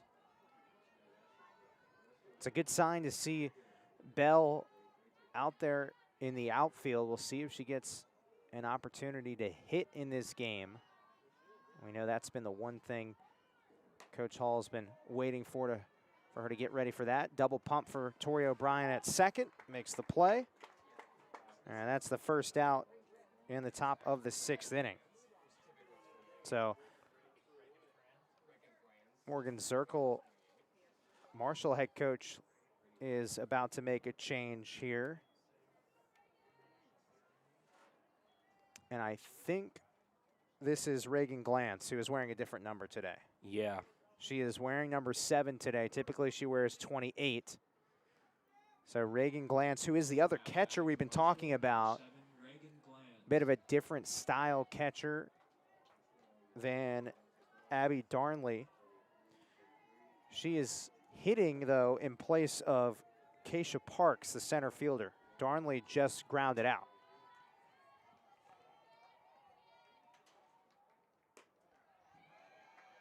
Glantz has a good slugging percentage on the year, 474.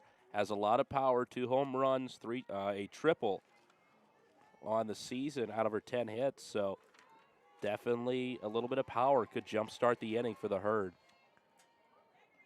2-0 delivery is smoked back to the net.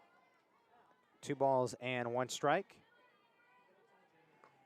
This is Reagan's first season at Marshall. She played 1 season at Francis Marion and 3 seasons at Newberry College. Those are 2 Division II schools in the North and South Carolina areas. 2-1 is outside, 3-1. Going on a country tour originally from Washington. Yeah. Going to college originally in the Carolinas, now in Huntington, West Virginia. That's a fun connect the dots experience there. 3-1. 5-0, Marshall in front. Thundering Herd got off to a terrific start with 3 runs in the first inning. Here's the 3-1 pitch, outside corner, strike, 3-2.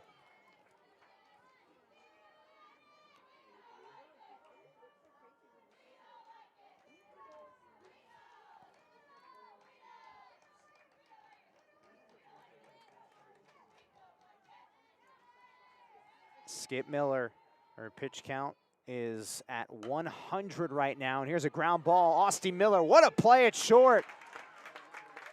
Both with the arm and with the glove, 2 down.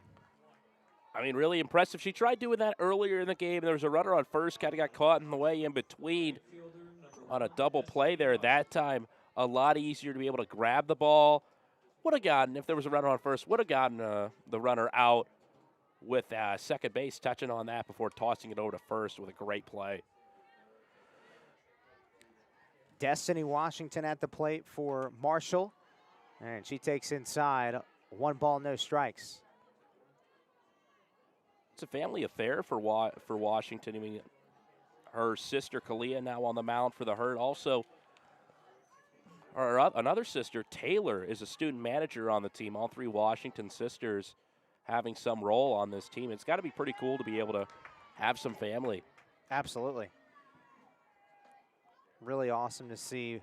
And Kalia and Destiny, both freshmen too, so plenty of softball ahead together in Huntington. 1-1 pitch, outside corner, strike 2. Skip Miller over 100 pitches today, looking for her 3rd strikeout.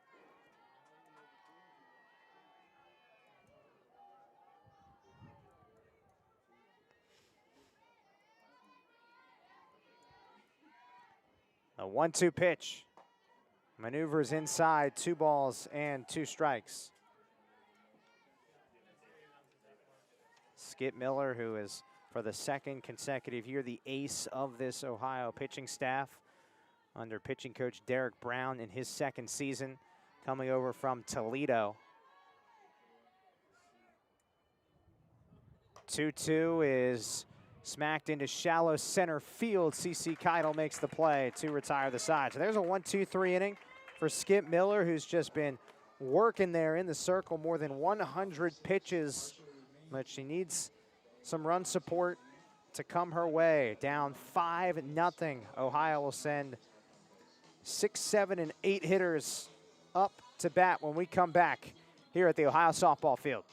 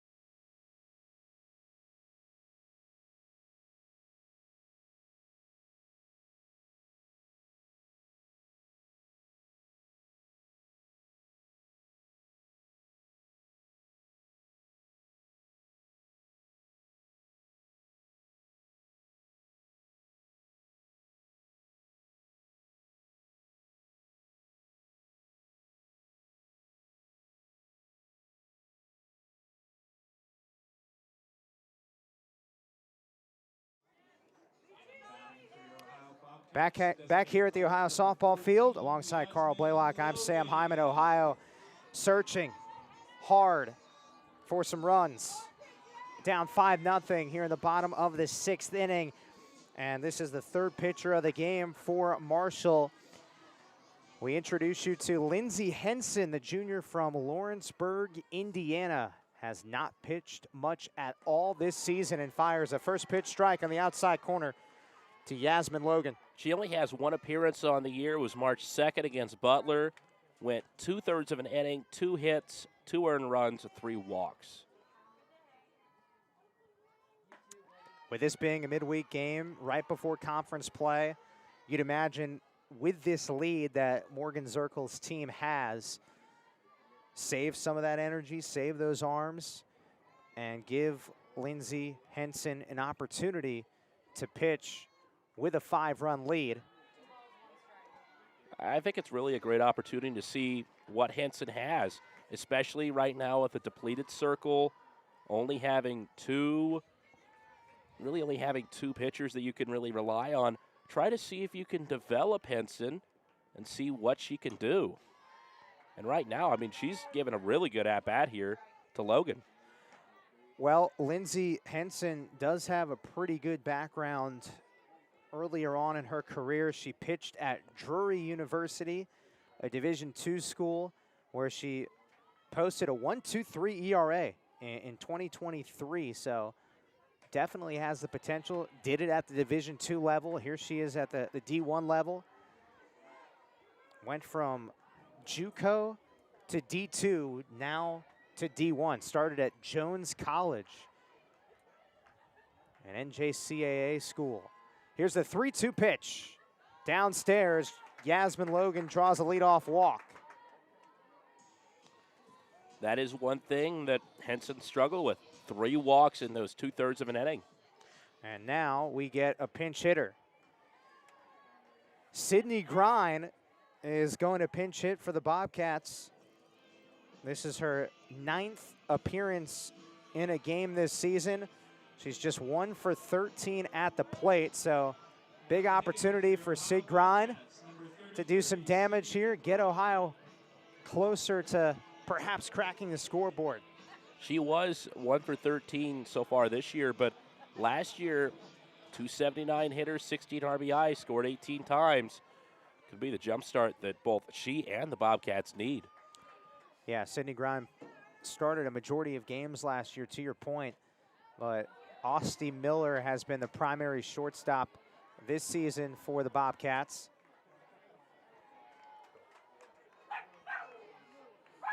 One ball and no strikes to Sydney Grine. With Yasmin Logan at first base, nobody out. Bottom of the 6th, and Grine, half swing, went around, strike 1.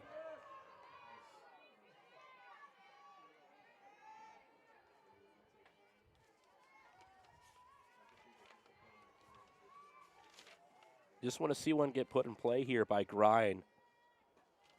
So that one's inside, but you really want to be able to see one get into play, get some confidence up. 1 for 13 on the year. That's all you need. Be able to hit one, even if it's caught. If it's a good defensive play out in the outfield, get some contact. 2 balls and 1 strike. And that is right down the pipe. Strike 2. 2-2.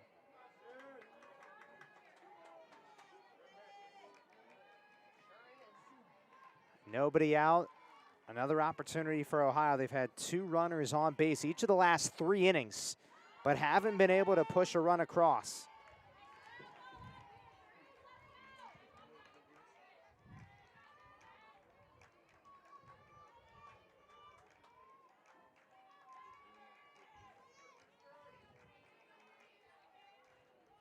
Two balls and 2 strikes.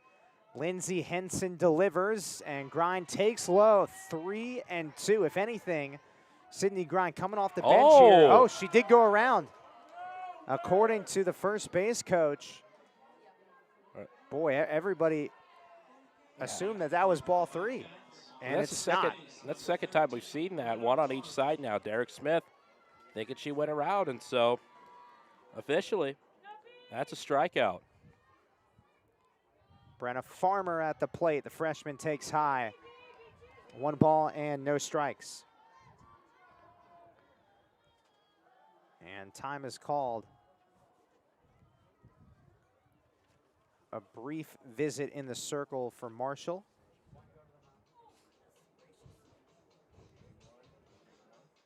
Allison Rager is the pitching coach for the Thundering Herd, most recently on staff at Ole Miss, played at Morehead State and Carson Newman. This is a great staff. We talked about Ohio staff.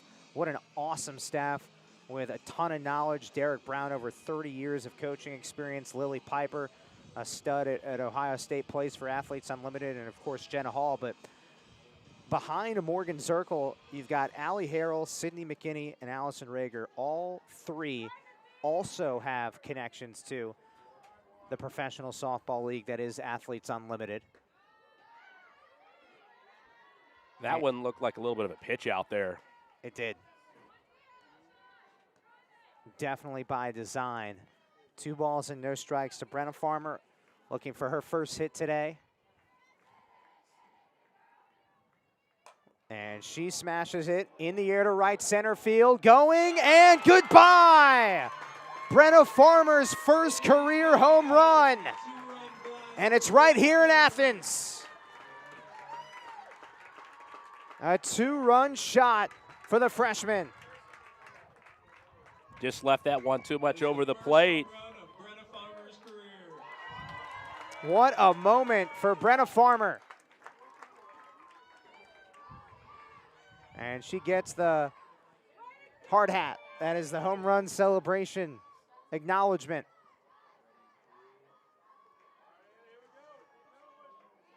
And Analia Paoli's gonna come in now.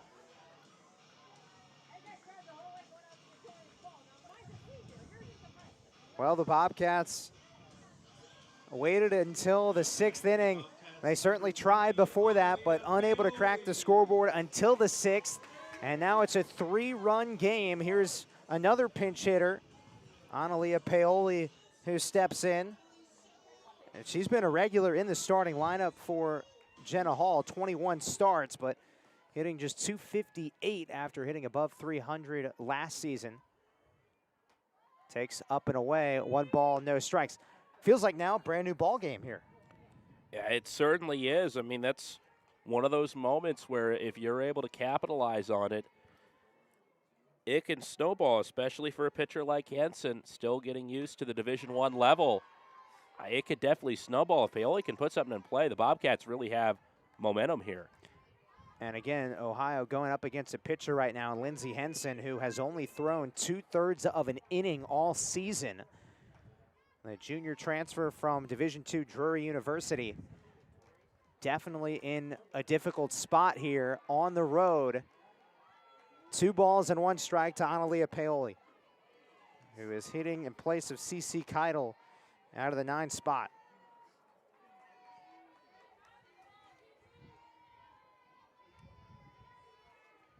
A 2-1 pitch, and Paoli strikes it through the left side. That's a base hit for AP. And the lineup turns over to the top, Tori O'Brien. We talked about how this is a big measuring stick game. 2 teams that are really going to compete towards the top of their respective conferences. If Ohio's able to come back, that's a huge momentum boost heading into conference play this weekend at Ball State. It certainly is. If you're able to find momentum, especially, you know, with some of these bats kind of being a little bit cold, being able to get a little bit of something there, especially for Paoli, this could be huge for the Bobcats. Get some momentum, get some confidence heading into conference play. The momentum has completely shifted now. Only 1 out. O'Brien, that's nowhere near the strike zone. And Paoli takes second base. A wild pitch from Lindsey Henson.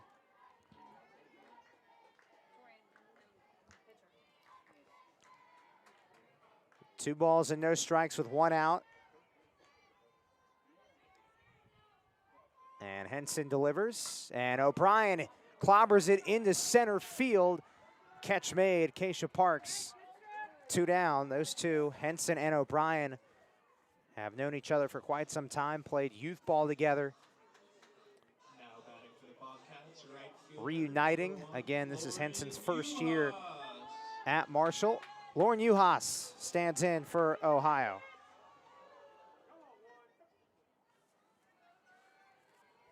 One for 3 today. And that's upstairs, ball 1. It's got to be huge for Henson to get out of this inning without any more damage. It's a big difference between a 2 and a 3-run lead heading into the 7th. Every game last weekend for Ohio down in South Carolina was close. Even though the Bobcats lost 3 out of those 4 games, one of them was canceled, but each game was within 3 runs. And against some very good teams down there. Boston University, I don't think they were ranked at the time, but now ranked 22nd according to D1 softball. Yeah, BU is no joke. They won 50-plus games last year out of the Patriot League. 3-0 to Lauren Uhas. And that's a 4-pitch walk. So the table is set, first and second, 2 down. Emma Hoffner, who's 2 for 3 with a double and a single, and she can tie this game on 1 swing. And I think we're going to see Bub Faringa come back in. I was wondering on this because they kind of were in a corner. You already used Washington. I wasn't sure if you're going to put Faringa back in. And this is going to be interesting to see what Faringa can do coming cold off the bench after already pitching 4 innings. Right, and it's a huge situation where she's able to come back into the game because she hits for herself as the DP. So this is the ace of the staff, Bub Faringa, who threw 4 scoreless innings and will now re-warm up. And very quickly Very is quickly. warmed up. 2 pitches I think that took. Was probably already warmed up. Just a couple to get the blood flowing as Lily Piper, assistant coach, providing some words of encouragement to Emma Hoffner. Those two work quite a bit in the cages in practice. And a big spot with 2 down. First and second, Ohio down by 3. And Hoffner takes a strike right down the middle to Bub Faringa. It's going to be a little bit more velocity on Faringa's fastball. Hoffner's 2 for 3 on the day, single and a double. And Hoffner lifts it in the air to right field. Playable, though, for Destiny Washington. And that's out number 3. But Ohio does get 2. Brenna Farmer with her first career home run, a 2-run shot. And it's just a 3-run game, 5-2. Marshall heading to the 7th right after this.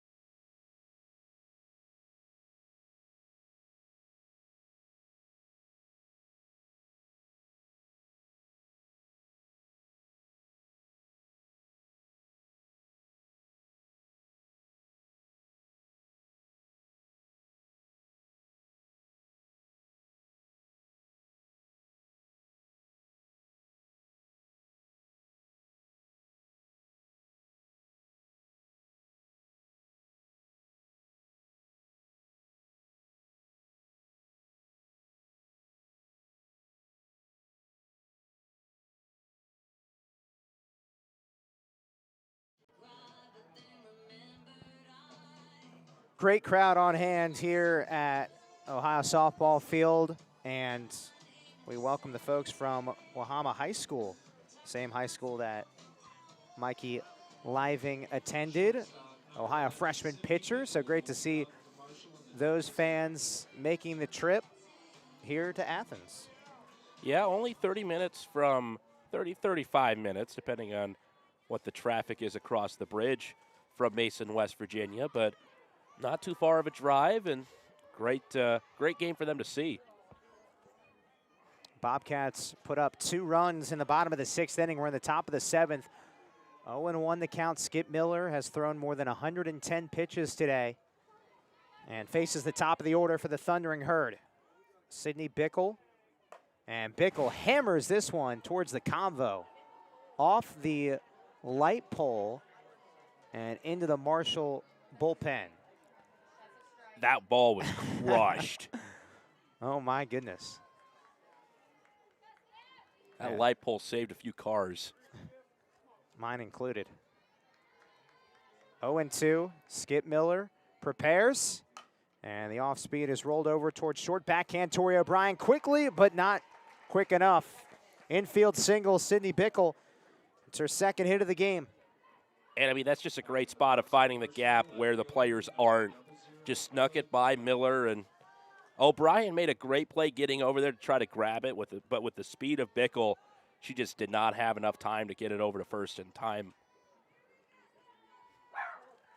And so that sets the table for Bella Gerlach, the sophomore from Corydon, Indiana. 364 batting average coming into today, takes a strike. She is 1 for 3 in this game with a single. Had the heroic swing on Sunday, 2-run walk-off homer to give the Thundering Herd the victory over Indiana State. Gerlach fouls this one off, 0-2. And that's one I think she might wish she got back there. It was a good idea to swing. Bickle was running there, and so you kind of want to swing on a pitch-out-like pitch, but Bickle was already halfway to second at that point. That would have been an easy stolen base. Here comes the 0-2 from Miller. And this is off Skip Miller's glove, right to O'Brien for 1, and not 2, but that clipped off of Skip Miller's mitt right to Tori O'Brien, and then she flipped it to the shortstop, Austin Miller, for out number 1. Could be a 1-4-6 put out there because it hit off of Skip's glove. Bub Faringa stands in with 1 down, top of the 7th, and watches that one miss outside. 1 ball, no strikes. If I'm Ohio right now, I might try to play, and they are a little bit. They're playing the middle infielders a little bit closer to the bag at second base. Certainly Tori O'Brien, after the last 2 balls in play, have gone there. And there goes the runner, Bickle. She slides in safely. Pardon me, Gerlach.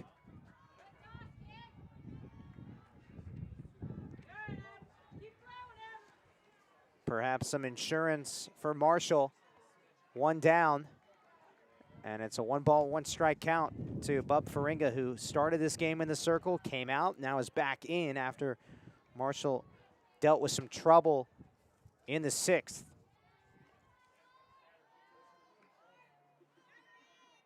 One is clobbered into right field. Bub Faringa has a single. Coach Zirkle holds Gerlach at third. It's a really good job by Juhas out there to be able to grab that very quickly, fire it back in to keep that run from scoring at third. And we may get a pitching change here, or perhaps a defensive replacement. No, we're going to get a pitching change. Mikey Living will come into the game, so we will step aside and come back in just a moment. 5-2 lead for Marshall here in the top of the 7th with 1 out.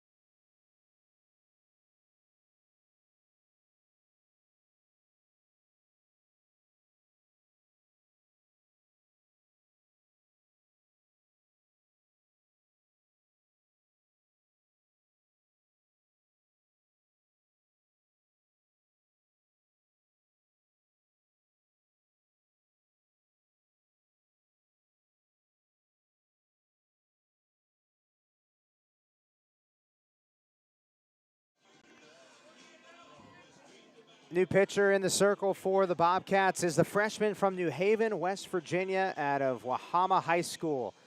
Mikey Living makes her appearance for the Bobcats, her home debut. First home game of the season for Ohio. Some of the Wahama High School faithful are sticking around down the right field line, Carl. They were about to get up and head back to West Virginia, but Mikey's in, big spot, first and third, one out. And the first pitch is outside. No throw down to second base. And Living has a very interesting delivery. And I think because of that, not a lot of power being able to generate. She does give up a decent amount of hits. Batting average against is 288, but only 13 extra base hits, partially because of that delivery. It's a very interesting delivery, different arm slot, and different rhythm, but spins the ball very well and very good at mixing her changeup in. And that delivery, it's definitely one of the more interesting softball deliveries. I don't think I've ever seen something like that. Almost hurts my wrist watching it. 2-0 is down the middle, a called strike, 2-1. By the way, there is a pinch runner, and it's Lydia Montag, the graduate student from Utah, who is in her first season with this Marshall softball program. Not her first season, though, at Marshall. And as a student athlete, as the 2-1 hits the batter, Lucas, how about Lydia Montag, a two-sport athlete? She played volleyball the last 3 seasons at Marshall, and Coach Zirkle told us she put a flyer up around the school saying we need some pinch runners. Lydia took to that and reached out, and here she is. Well, it's not even that she was a volleyball player. She was second team Sunbelt middle blocker last year. A very good volleyball player, and that's part of the reason why she's playing softball. She wanted to have something to keep her in shape. Pretty fast, has 2 stolen bases on the year, so it's worked out pretty well. Coach Zirkle said that Lydia did not know a thing about softball, but is now one of our fastest runners. As that one swung on and missed for a strike. Brooklyn Ulrich at the plate for Marshall. The one thing that did translate, though, pretty easily from volleyball to softball, her ability to slide into bases, head first, feet first, translates. This ball's crushed into left center field and gone off the light pole. It's a 3-run, or pardon me, it's a grand slam for Riley Lucas, or Brooklyn Ulrich, who goes the opposite way.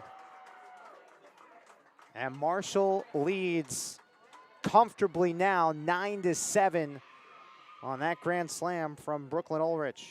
Yeah, and it just, it's, like I said, not very many extra base hits given up normally, but, that's just one she just left over the plate, and Ulrich, a redshirt sophomore, able to get that, sending that probably a good about 275 into the trees beyond the 210 left center post.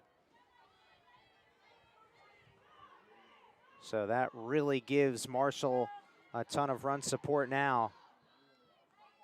With Cameron Mihalis at the plate, Ulrich with her second home run of the season. And she absolutely clobbered that one. Time is called. Pitching coach Derek Brown was about to make his way out to the circle. Definitely a tough spot there for Mikey, who is going to come out of this game. So we will step aside. Another pitching change for the Bobcats. Tough 7th inning. We'll step aside here at the Ohio softball field.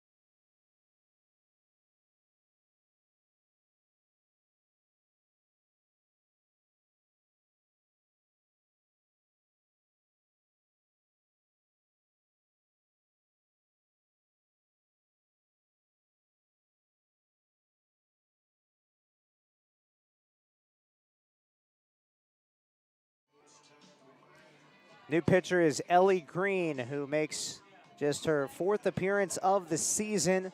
3 2/3 innings, 5 earned runs, 4 walks, no strikeouts.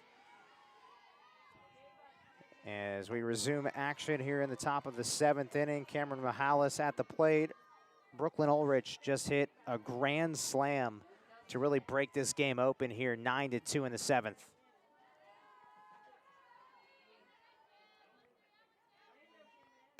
Here's a sharply struck line drive. Shelby Wessler, she's been busy over there the last couple of games and makes another terrific catch.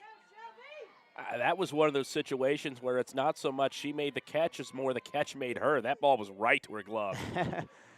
And we were bringing this up earlier. Jenna Hall said Shelby made a play at Coastal Carolina that probably should have ended up on SportsCenter. It was a line drive that was a lot higher, so Shelby had to jump about a foot off the ground to make that catch, and she did. This one, she was playing in front of the third base bag and hovering the chalk and had to reach across her body to snatch that one. Pinch hitter Sydney Bright at the plate now, freshman from Elkview, West Virginia.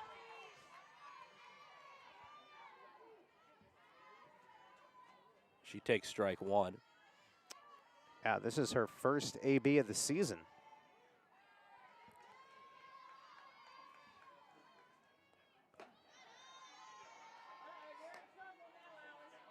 Her brother Will also playing college diamond ball, as her brother Will plays baseball at Garrett College in Maryland.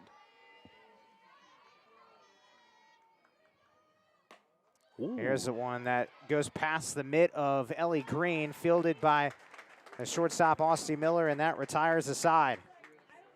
So Ohio's final chance here in the bottom of the 7th inning, down 9-2. Big comeback is needed for Ohio. We'll be back.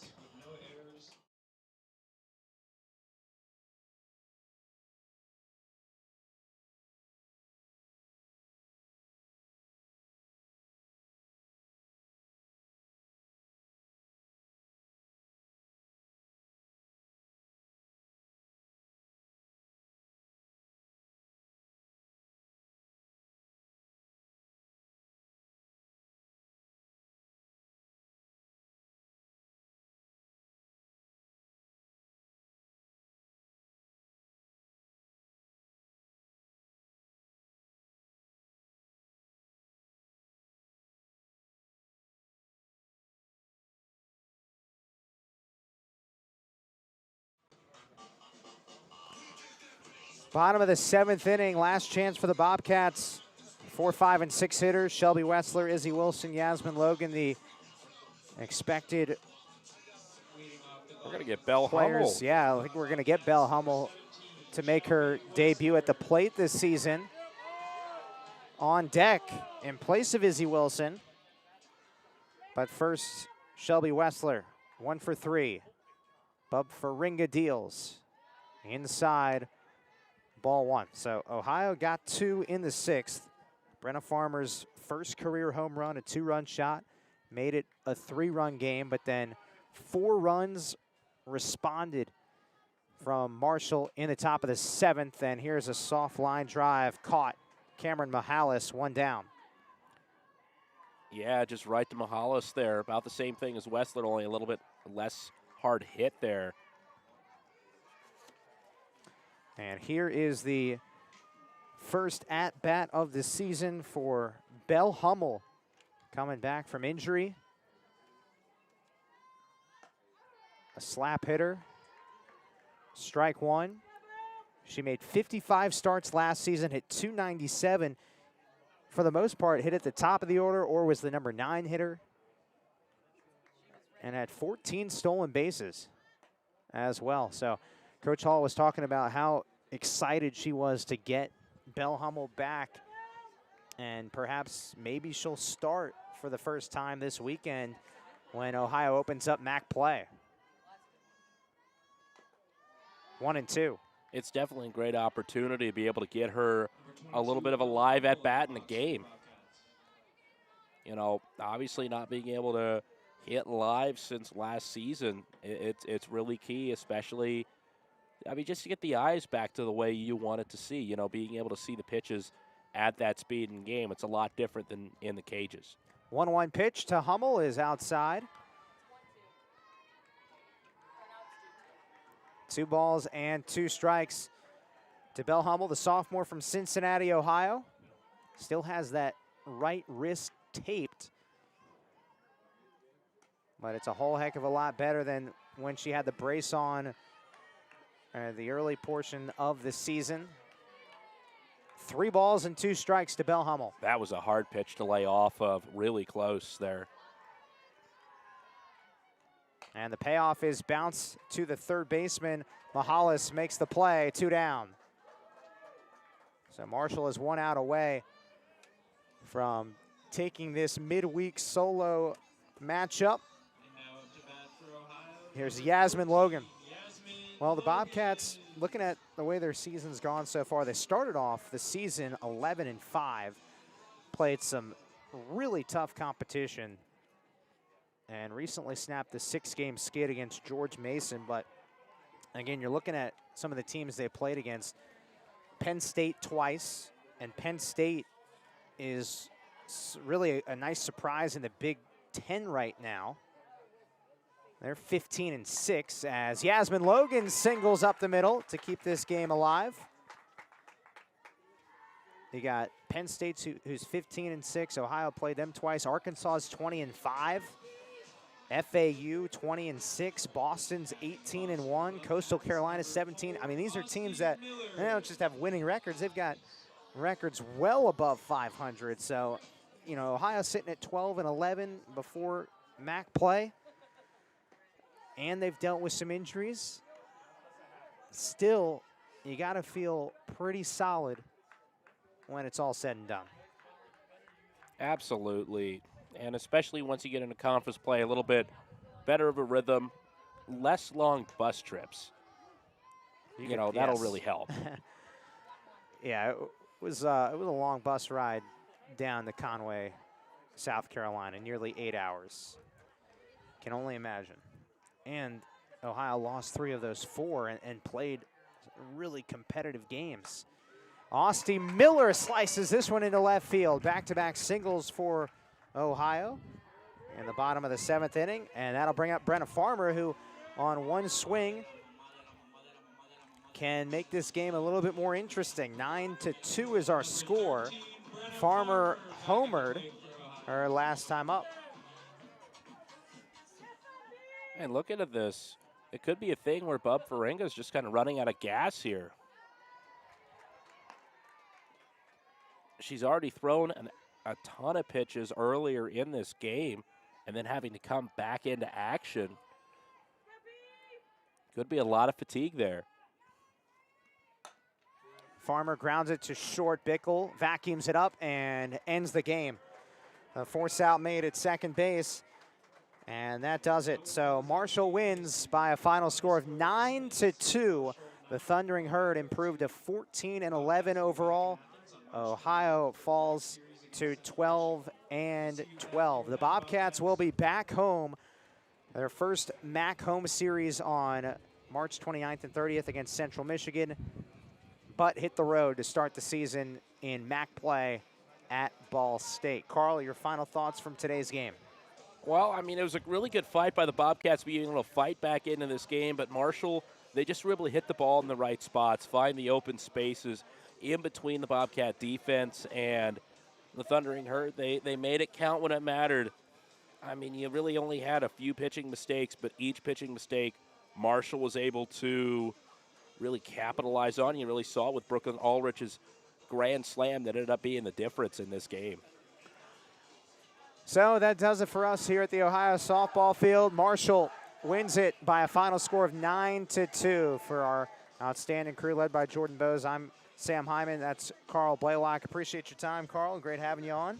Absolutely. We say so long from the Ohio softball field. This has been Ohio and Marshall D1 softball right here from Athens. Thanks for watching.